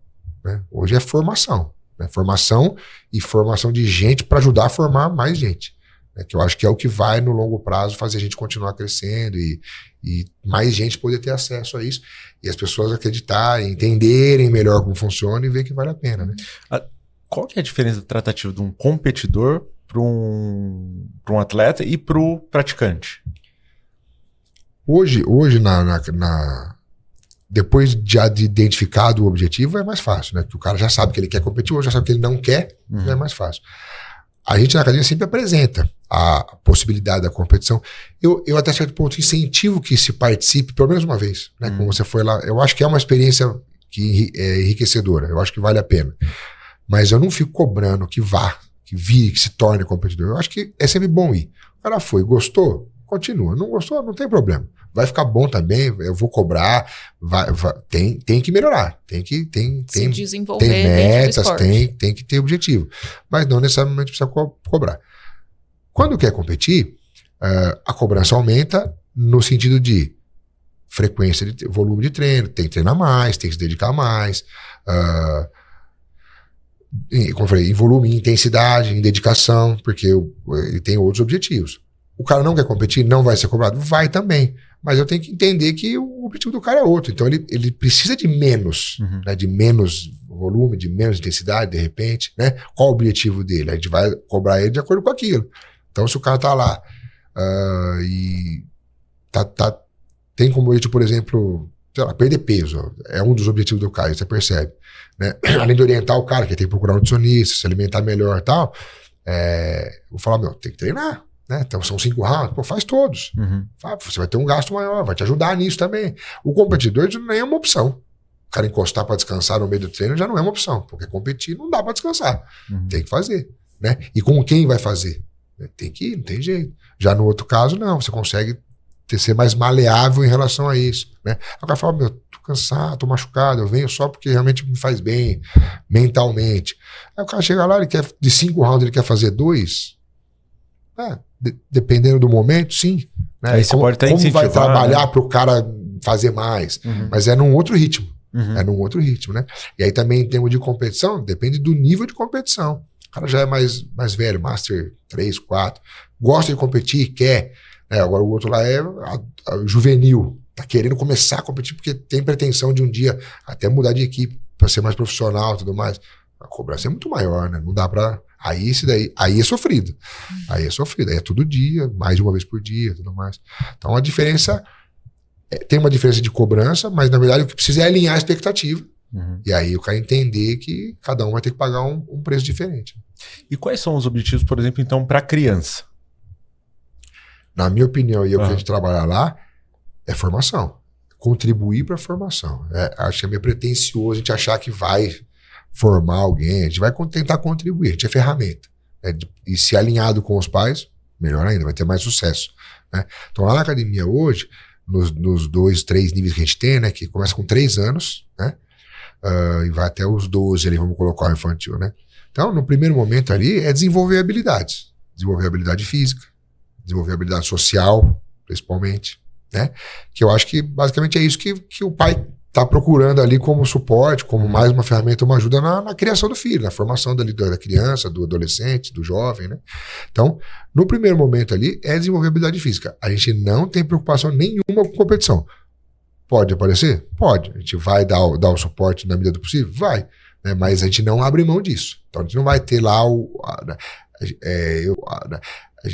eu sou contra a especialização precoce, né? Que a gente chamou profissionalização precoce. Eu acho que isso não cabe. Eu acho muito prejudicial. Então, criança, quanto mais esporte puder praticar de diferentes tipos, melhor. Mais habilidade vai desenvolver. Né? Porque a arte marcial, o jiu-jitsu vai ter muita coisa boa, mas algumas que, por exemplo, a natação vai proporcionar que no jiu-jitsu não tem. E vice-versa. Né? Então, fazer um esporte coletivo, um esporte individual, quanto mais fizer, melhor. Ou quando o pai pega a criança e enfia na academia de jiu-jitsu, faz treino todo dia, porque já vai competir, já começa a ter uma expectativa de resultado. E aí entra mais na sua área, né? Poxa, lidar com frustração quando você já tem 20 anos, já é um adulto. Já é lidar com frustração quando você é criança é diferente. Acho que nas duas fases pode ser positivo, é benéfico, né? Porque já vai aprender a lidar com isso. Mas quando isso se torna algo muito pesado, não vai ser bom. Não vai ser bom. Com certeza. Aí eu falo baseado em quê? Experiência. Do que eu vi. Né? Do que eu vi. Porque eu acho que isso é um problema que eu falo que tem hoje, mas eu acompanho desde... Eu comecei criança. Eu tenho essa vantagem. Eu comecei criança e passei por todas as fases. Na minha época de criança, já tinha criança fazendo isso. Já tinha pai profissionalizando, querendo usar... Cara, a maioria nem treina mais. Isso que eu ia perguntar também. Como como lidar com isso, como conversar com os pais. Porque eu gostaria, hoje, eu fiz várias modalidades até achar uma que eu gostasse e achei tarde, né? Mas eu gostaria que minha mãe tivesse me incentivado mais, por exemplo, a ficar mais tempo em algumas modalidades. Com os pais, aí são várias coisas, né, que a gente aconselha. Nesse sentido, sempre falo, tem que insistir um pouquinho. Hoje em dia eu não vejo tanto que nem o negócio da minha mãe, né? Minha mãe colocou, eu fui 2, 3 dias, mano, porque era muito... O jiu-jitsu foi o esporte que mais expulsou a gente, foi o jiu-jitsu. Porque, era casca grossa. Não aguenta, tchau. Não é pra você. Não fica, tá? Não tinha nem um pouquinho de esforço em tentar fazer o cara ficar. Então eu quis parar. Minha mãe, já paguei esse mês, vai até terminar o mês. Aí na época comprou o kimono, demorou pra chegar, falou, mas já paguei o kimono, espera chegar o kimono. E nesse caminho eu fui numa competição, não foi legal, mas fui ficando, tudo mais, mas minha mãe insistiu, não, vai mais um pouco, porque o primeiro ponto em casa é, não sei o que vai fazer, mas algum esporte tem que fazer, né? E aí vai ficando, me encontrei. Hoje eu não sinto os pais, porque como eu falei, né, esse negócio geracional, né, das gerações tá ficando mais mole, né? Já não é de agora só. Na minha já vem acontecendo, na sua que é mais novo. Então esses pais que somos nós hoje, eu sinto falta um pouco disso, do pai insistir um pouquinho. Eu sou totalmente contra que o pai obrigue a criança a fazer algo que ela não goste, certo? Mas o primeiro, para saber se ela gosta ou não é com 1 ou 2 aulas, tá certo? Então tem que insistir. A criança não vai sozinha para academia, o pai tem que levar. Ele tem que ter um certo nível de insistência do pai nisso. E aí, como que eu meço isso com o pai? Uma coisa que eu acho importante, é um dos primeiros pontos. É sempre assim, ó. Mas ele tá reclamando pra vir. Ele não quer vir, tá dando trabalho pra vir. Tá bom. Ele vem. Aí ele entra na aula. Como ele tá dentro da aula? Na aula ele adora. Ele interage, ele participa, ele faz tudo, não quer ir embora. Fala, poxa, então não tem um problema, porque não querer ir é normal. Ninguém quer sair de casa, ninguém quer sair do conforto, não quer. Hoje em dia morar em condomínio, tem um monte de amiguinho brincando, não quer sair nas férias, acabou, né? Nas férias, o pai já fala, não vai, não consigo. Tá bom, eu sou até maleável nisso, né? Sou compreensivo, mas eu acho que esse é o primeiro ponto. Agora, às vezes o pai leva e a criança não tá rendendo na aula, não tá gostando, eu falo antes, eu sou o primeiro a falar, pai, vamos esperar um pouquinho, tenta mais pra frente, né, num outro momento, porque senão aí, se insistir ali, aí você perde para sempre. Vai criar uma ojeriza que você não quer mais. Então a gente é o primeiro a falar, pai, acho que agora não é o momento dele. Espera um pouquinho mais, tá muito novo, ou não tá, espera um pouco, não vamos perder ele, né? Volta depois. Às vezes é pai que treina, que quer, tem aquela, poxa, quem mais do que eu quer ver o filho treinando? Competindo eu não faço questão, mas... Pelo menos lá, né? Treinando, né? O filho tá com 3 anos e meio, já cabe na turminha lá já. E ele não treina. Ele faz um judozinho na escola lá, que é bem mais lúdico e tal. Eu ia perguntar, a partir de quantos anos? Dos 3 a gente já começa. Lá já começa com 3, né? Então, tem que segurar um pouco essa ânsia dos pais também. Então, é um bom senso, né? Tem que ter esse, como você fala, tem que ter bom senso. Então, eu acho que às vezes falta um pouquinho de insistência dos pais, né? Mas por outro lado, às vezes tem até demais, demais. Então a gente tenta alinhar com os pais isso, né? Alinhar a expectativa com os pais e criar estratégia para que não perca o aluno, seja por insistir pouco ou por insistir muito. Ou se realmente não tá querendo ir, não tá rendendo nesse esporte, orientando os pais para testar outros. Né? Aí lá na academia, hoje lá na academia a gente tem o Muay Thai também. Não começa tão novinho, mas já tem, com 5, 6 anos já tem. Mas isso aí eu falo, eu sou um péssimo vendedor. Porque chegar lá, eu não tenho pressa em matricular, em vender as coisas, eu quero o cara lá feliz, ele tem que gostar, tá certo? Então, eu falo, viu, fez a aula, leva ali do lado, pô, tem o Muay Thai também, quando eu tinha o judô, faz uma de cada, isso com adulto também. Você fala, não, tem a capoeira faz ainda? Um de cada. Não, lá não, tem mais, mas tem em outro lugar, tem amigos que dão aula. Fala, leva, tem que experimentar. Entendeu? No que ele gostar mais agora, põe, depois muda. Porque hoje ele tá gostando de uma coisa, né? Uma criança tem alguns objetivos, adolescente tem outros. Aí um amiguinho começa a fazer, aí vai atrás. Exatamente. Né? Vai mudando a demanda emocional, muitas vezes, né? Adolescente é uma fase de insegurança, a autoestima fica ali meio cambaleante, isso ajuda muito nisso, né? Então, às vezes, é o momento, né? Tem que achar o momento certo também, né? Como que você acha que o jiu-jitsu ajuda na autoestima? Eu acho que ajuda principalmente pelo fato da confiança, né? Da autoconfiança. Aí você sendo um pouco mais, grosso modo, vamos dizer, né? Esse poder que o jiu-jitsu te dá, né? De você saber que não apanha, né? É um passo importante, né? Tô sendo bem grosseiro na colocação, mas é isso, né?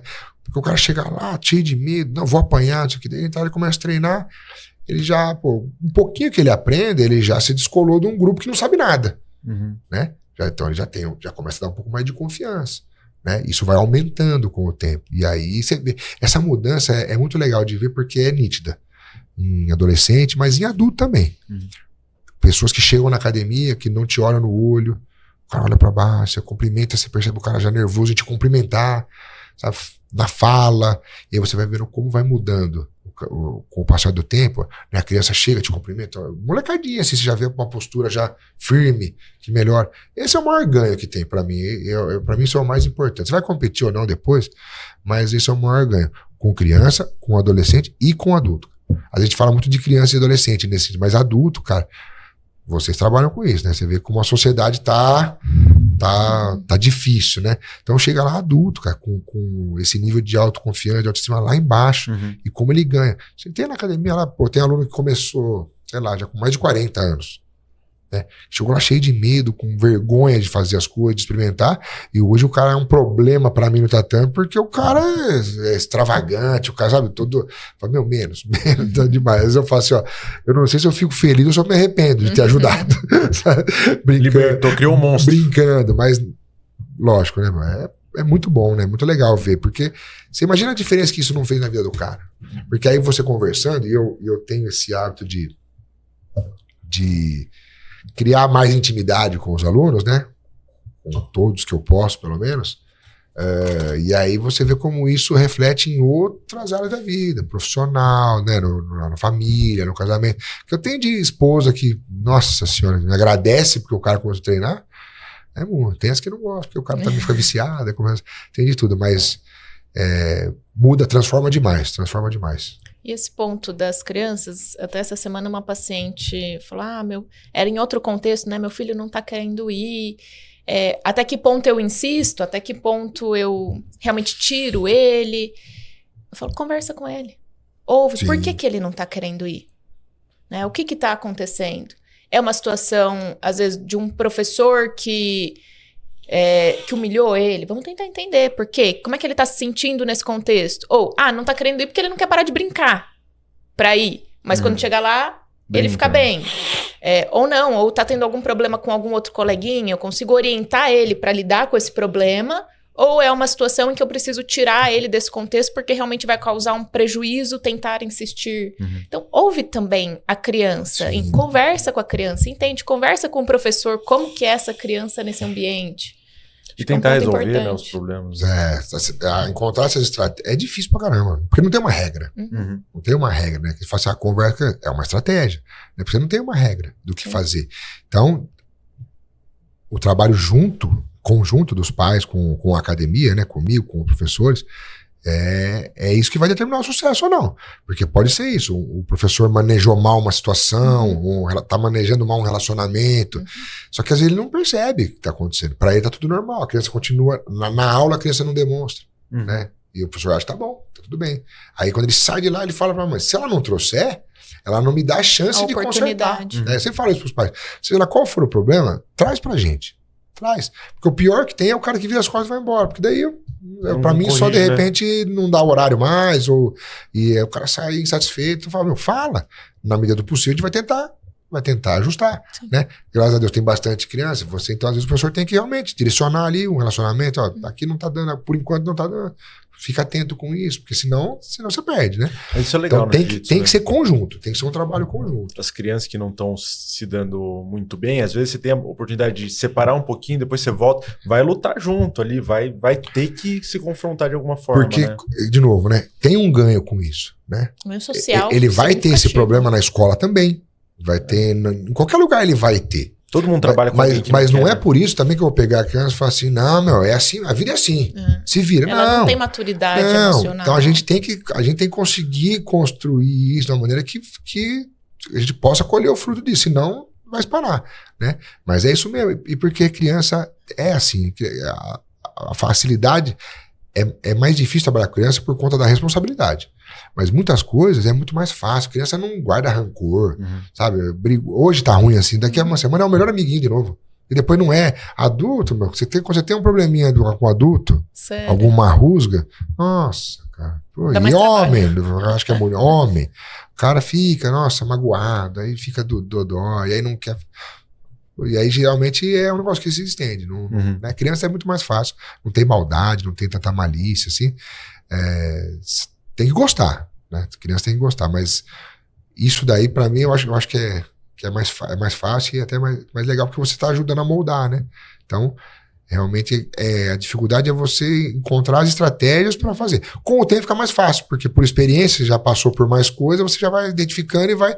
Mas o trabalho conjunto com os pais, eu acho que é a chave, né? Porque senão você não tem nem oportunidade de corrigir uma falha que vai acontecer, um erro que vai acontecer, uma criança chega, ofende a outra, na hora não fala nada, aí o pai, seu pai se ofende junto e resolve. Eu nem tive chance né? Nem soube e não tive chance. Né? Então a comunicação, né? Que é outra coisa que é difícil e cada vez está mais prejudicada, é importantíssimo, né? A gente saber se comunicar. Fala os professores isso, né? Tem que saber se comunicar, tem que se comunicar bem, né? E também tem que treinar, tem que fazer. Não é fácil, não.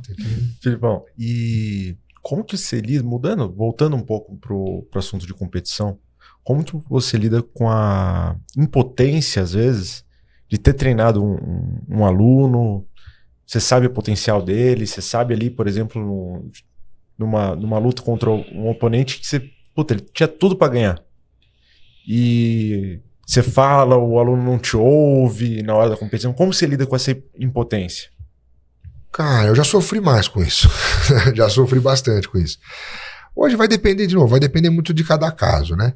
Tem caso que você percebe que não funcionou dessa maneira porque realmente houve uma falha na comunicação. Às vezes não é porque o cara foi displicente ou não confiou em você, não tá te escutando, não deu realmente, não conseguiu.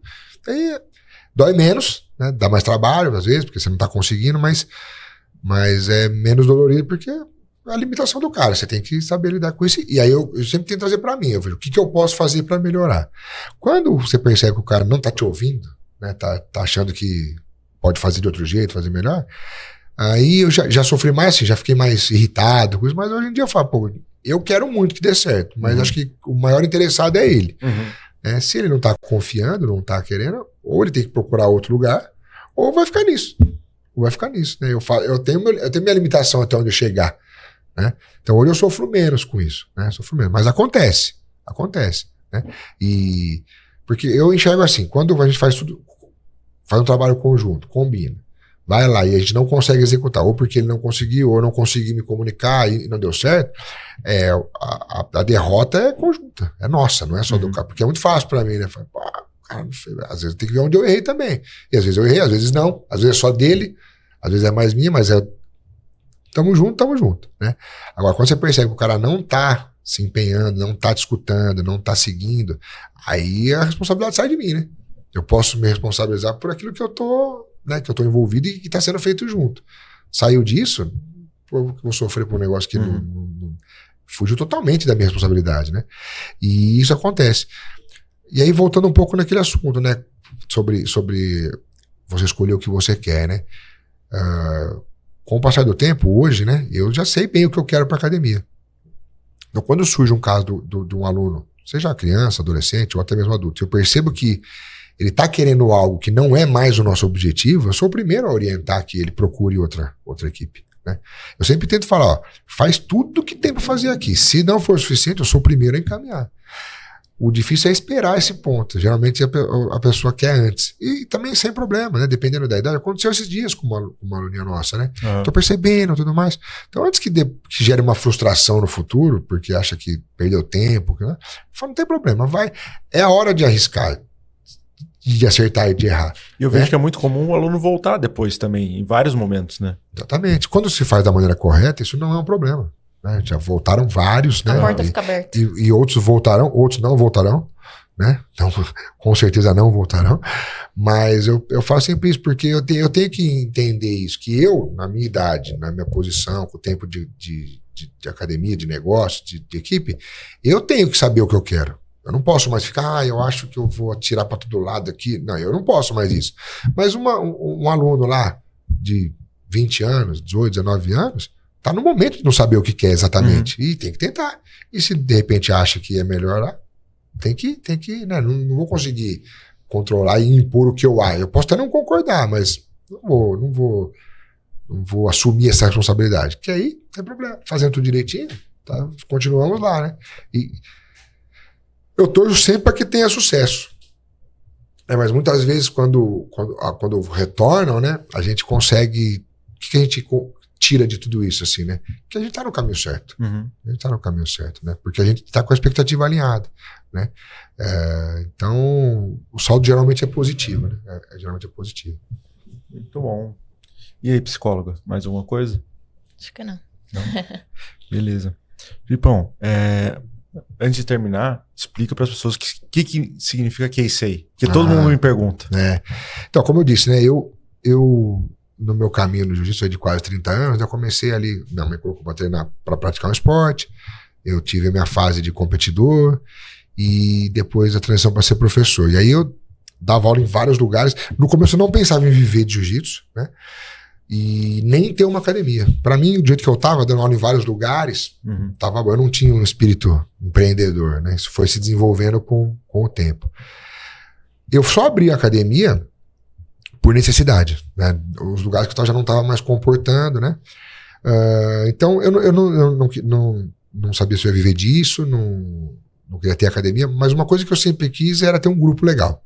Não, independente se vai ser num lugar só, mas eu quero ter um grupo bacana. Grande ou não, mas um grupo bacana.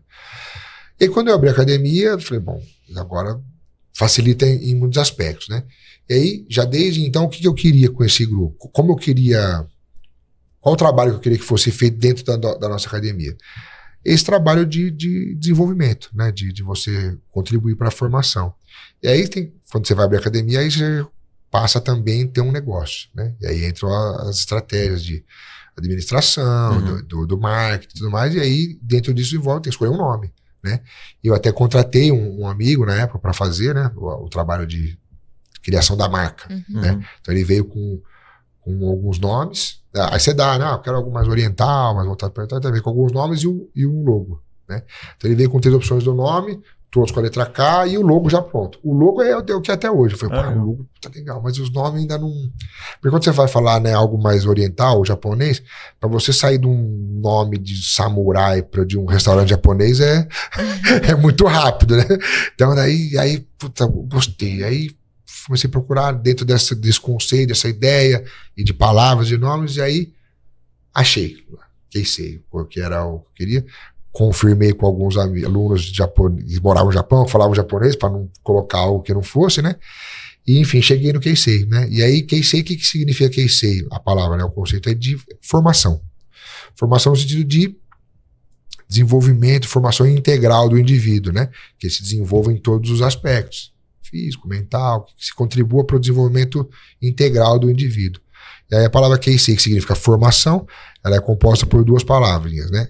Kei, que é respeito, e sei, que é pureza. Pureza nesse sentido de um comportamento íntegro, né? De retidão e tudo mais. Que, enfim, é o que a gente busca lá, né? Que a gente consiga se desenvolver, contribuir para o desenvolvimento dos alunos, né? Que o nosso grupo tenha isso como norte, né? Que todo mundo que vá lá, depende de ter algum objetivo específico um pouco mais aflorado, seja um que é mais competir, o outro que é mais saúde, que é mais condicionamento e tudo mais, mas que não se abra a mão dos outros, né? Porque o mesmo cara que não compete formalmente, que se inscreve, vai na competição, a nossa academia tem uma característica que é um treino duro, né? É um treino competitivo até certo ponto, porque o pessoal se puxa, né? Não é todo mundo que se adapta, quando vem de fora de outras academias, sofre um pouquinho, né? Porque a gente não abre mão de... Não é brincadeira. A gente não abre mão de qualidade, né? De um treino, porque fala assim, não, eu só vim aqui por hobby. Mas, pô, tá bom, hobby, né? Você pega um cara que tem hobby, às vezes, o cara, sei lá, ele coleciona caneca. Puta, o cara na casa dele, ele pega o melhor lugar da casa pra fazer uma estante e colocar as canecas dele. Pô, então se esse teu hobby, faz direito, pô, faz bem feito, investe nisso, né? Põe energia, põe dinheiro, faz isso o que você puder Apesar, porque não é que é hobby que você vai fazer de qualquer jeito. É uma mentalidade até oriental, né? Do bonsai, né? Que eles fazem. Não é? Tem todo um Nossa, cuidado. você já tentou ter bonsai? Eu já Vai tentei tudo. umas 3 vezes, cara. Não foi que eu desisti, mas, cara, é muito difícil, né? É um hobby. Mas se você não fizer bem feito, não vai dar em nada, né? Então a ideia da QIC, o nome e o conceito e a nossa filosofia é muito forte, mas basicamente é essa, né? Desde a criança até o adulto, quando entra lá, se desenvolver, e como eu falo agora na época de graduação, eu sempre falo, né? Qual é a régua para medir o quanto isso está, como isso está acontecendo? É sempre em relação a ele mesmo, né? Como ele chegou e como ele está agora, como ele vem, porque não dá para você medir um com o outro, né? Então isso facilita, né? E facilita você ter meta e depois colher os resultados disso, né? Então a nossa ideia lá basicamente é essa. E dentro disso a gente, como eu falei, o saldo, graças a Deus, é muito positivo, tanto nessa parte de contribuir ali, né, com ferramenta de educação, né, de formação, de quem quer competir, ter bons resultados. A gente vai conseguindo, naquilo que eu me limitei a fazer lá, a gente tem graças a Deus, tendo ótimos resultados lá, né? Acredito eu, né? Tá dando certo. Muito bom. Se você chegou até aqui, então, no episódio, comenta que sei. E se for da academia também, né? É o mínimo. A gente pede para sempre visitar, para nos dar essa oportunidade de apresentar, né, aquilo que a gente gosta tanto, porque tem gente que fala que o jiu-jitsu vira meio que uma seita, né? O cara começa, né, fica... Também melhorou um pouco isso hoje, era mais antes, né? Mas quando começa, a gente gosta tanto e toda hora quer levar alguém, né? Não vai, tem que ir. A pessoa fala, puta, eu não quero, mas vai conhecer, vai lá Posso falar pra você a palavra mais do jiu-jitsu, né? É tipo isso, né? Toca nas casas. Posso falar pra você da palavra do jiu-jitsu? Só falta começar domingo de manhã. Mas é mais ou menos isso. Mas a gente sempre fala, vai conhecer, né? Pra entender, pelo menos. Porque mesmo que não comece a treinar e fique treinando, é alguém que vai, pelo menos, passar uma percepção positiva, né? Não, eu não treino, mas eu falo, mas é legal. Quando alguém falar ao contrário, pelo menos defende. Né? Vai falar assim, não é assim. Meu irmão treina, meu marido treina, não é assim, é legal, tudo mais. É um trabalho de formiguinha que tá mas estamos no caminho certo, eu acho. O Dr. Carlos e o Daniel estão desafiados aí, um treino pelo menos. Não conheci, né, meu? A lenda, né? Hoje não pude vir, né? O Retiro do Osmar Ludovico lá de meditação. Legal. Beleza. Bem, Marina, como que as pessoas podem te encontrar? Primeiro, né, já tinha vindo vários discípulos, né? Agora veio o mestre. E o prazer de conhecer. Filósofo, Paulo Rafael, doutor, você vê que legal. Então, e o Felipe, Guitarrari também. Você vê como o jiu-jitsu é um ambiente heterogêneo, né, meu? Quando você chega lá, eu falo, isso é positivo também. E porque lá dentro é tudo igual. Então você vai ter o doutor em filosofia, o Daniel, doutor em psicologia, Daniel Bartolomeu, não sei se você conhece. Tiagão, modelo, ator. Aí você vai lá, tem o cara lá, o enfermeiro, outro é pedreiro, outro é médico, tá tudo. E quando tá lá dentro, tudo igual. Literalmente, tudo igual. Entendeu? Então, esse é mais um... Se eu vou ficar falando do que eu acho que é bom de jiu-jitsu aqui, eu vou ficar até amanhã, né? Mas tem essa também, né? Então, as pessoas podem me encontrar como Marina Costa Psi no Instagram. Eu atendo na Clínica Semos, em Campo Limpo, na Morato, em Jundiaí, e online também. Beleza. Tem outras 2 coisas que acontecem na academia que são legais. Então, é jiu-jitsu com inglês, né? Então, a gente agora tem um aluno meu lá, um amigo muito antigo que é professor de inglês, e aí a gente disponibilizou um horário lá para a maioria professores, né? Mas alunos também que querem aprender inglês, né? E aí é uma maneira de tentar quebrar essa barreira, né? Tentar colocar um assunto que a pessoa gosta, num ambiente que ele gosta, para fazer algo que ele não gosta, mas que precisa, né? Então tá tendo essas aulinhas lá uma vez por semana, pelo menos. É o Leandro que também dá aula no nosso projeto do Instituto QIC lá ali na Jardim Sorocabana, ali na Meiasaço, né? Ele dá aula de inglês lá pra criançada do projeto e dá aula pra essa galera que tá querendo lá na academia. Fui lá outro dia, eu acompanhei a aula lá, é bem legal, viu, cara? É bem legal. Eu achei que é bom por conta disso, de fazer a pessoa entrar no negócio na academia. Fui lá outro dia, eu acompanhei a aula lá, é bem legal, viu, cara? É bem legal. Eu achei que é bom por conta disso, de fazer a pessoa entrar no negócio é uma porta de entrada legal que depois, lógico, vai né, pra onde precisar mais. Legal. Mas tá tendo lá em inglês. E é muito interessante, por exemplo, no YouTube, você vê o YouTube Brasil, ele tem uma quantidade limitada de coisas. Quando você abre para para língua em inglês. Então. Abre muito. Então, para um professor, Sim. é muito legal que ele tenha a possibilidade todo mundo, né? de expandir muito o conhecimento ali. Tem outra coisa? Já teve jiu-jitsu com filosofia, né? O Paulão é uma briga. Porque eu gosto, né? Aí, em alguns momentos, eu me dou esse direito de impor umas vontades, né? Legal. E aí a gente fez um mês lá, um período que todo final de aula o Paulo dava uma palavra lá em relação a algum conceito. Ele fazia alguma associação, né? Com a nossa prática lá do dia a dia. Legal. E tem muita coisa relacionada. Sim. De conceito. Eu vou dar um curso agora à tarde lá em São Paulo, que o nome dessa maneira, porque ele quis, né? O meu mestre colocou o nome de ética no jiu-jitsu. Então agora eu vou dar um módulo do curso lá. Então a gente fez mais ou menos isso. Ele fazia passar uma parte teórica associada com alguma coisa. Foi legal pra caramba. Foi Ficou até a ideia de fazer uma coisa extensiva, mais aprofundada, mas é tanta coisa pra fazer que eu acabei não dando conta, né? Vamos ver quem sabe um dia, né? Mas então sempre tem coisas diferentes também. Mestrão, como as pessoas podem te encontrar? Onde que é a academia? Como que funciona? A nossa matriz fica ali no bairro do Anhangabaú, em Jundiaí, na Avenida Sebastião Mendes Silva. É a segunda rua de trás da pista de corrida do Bolão.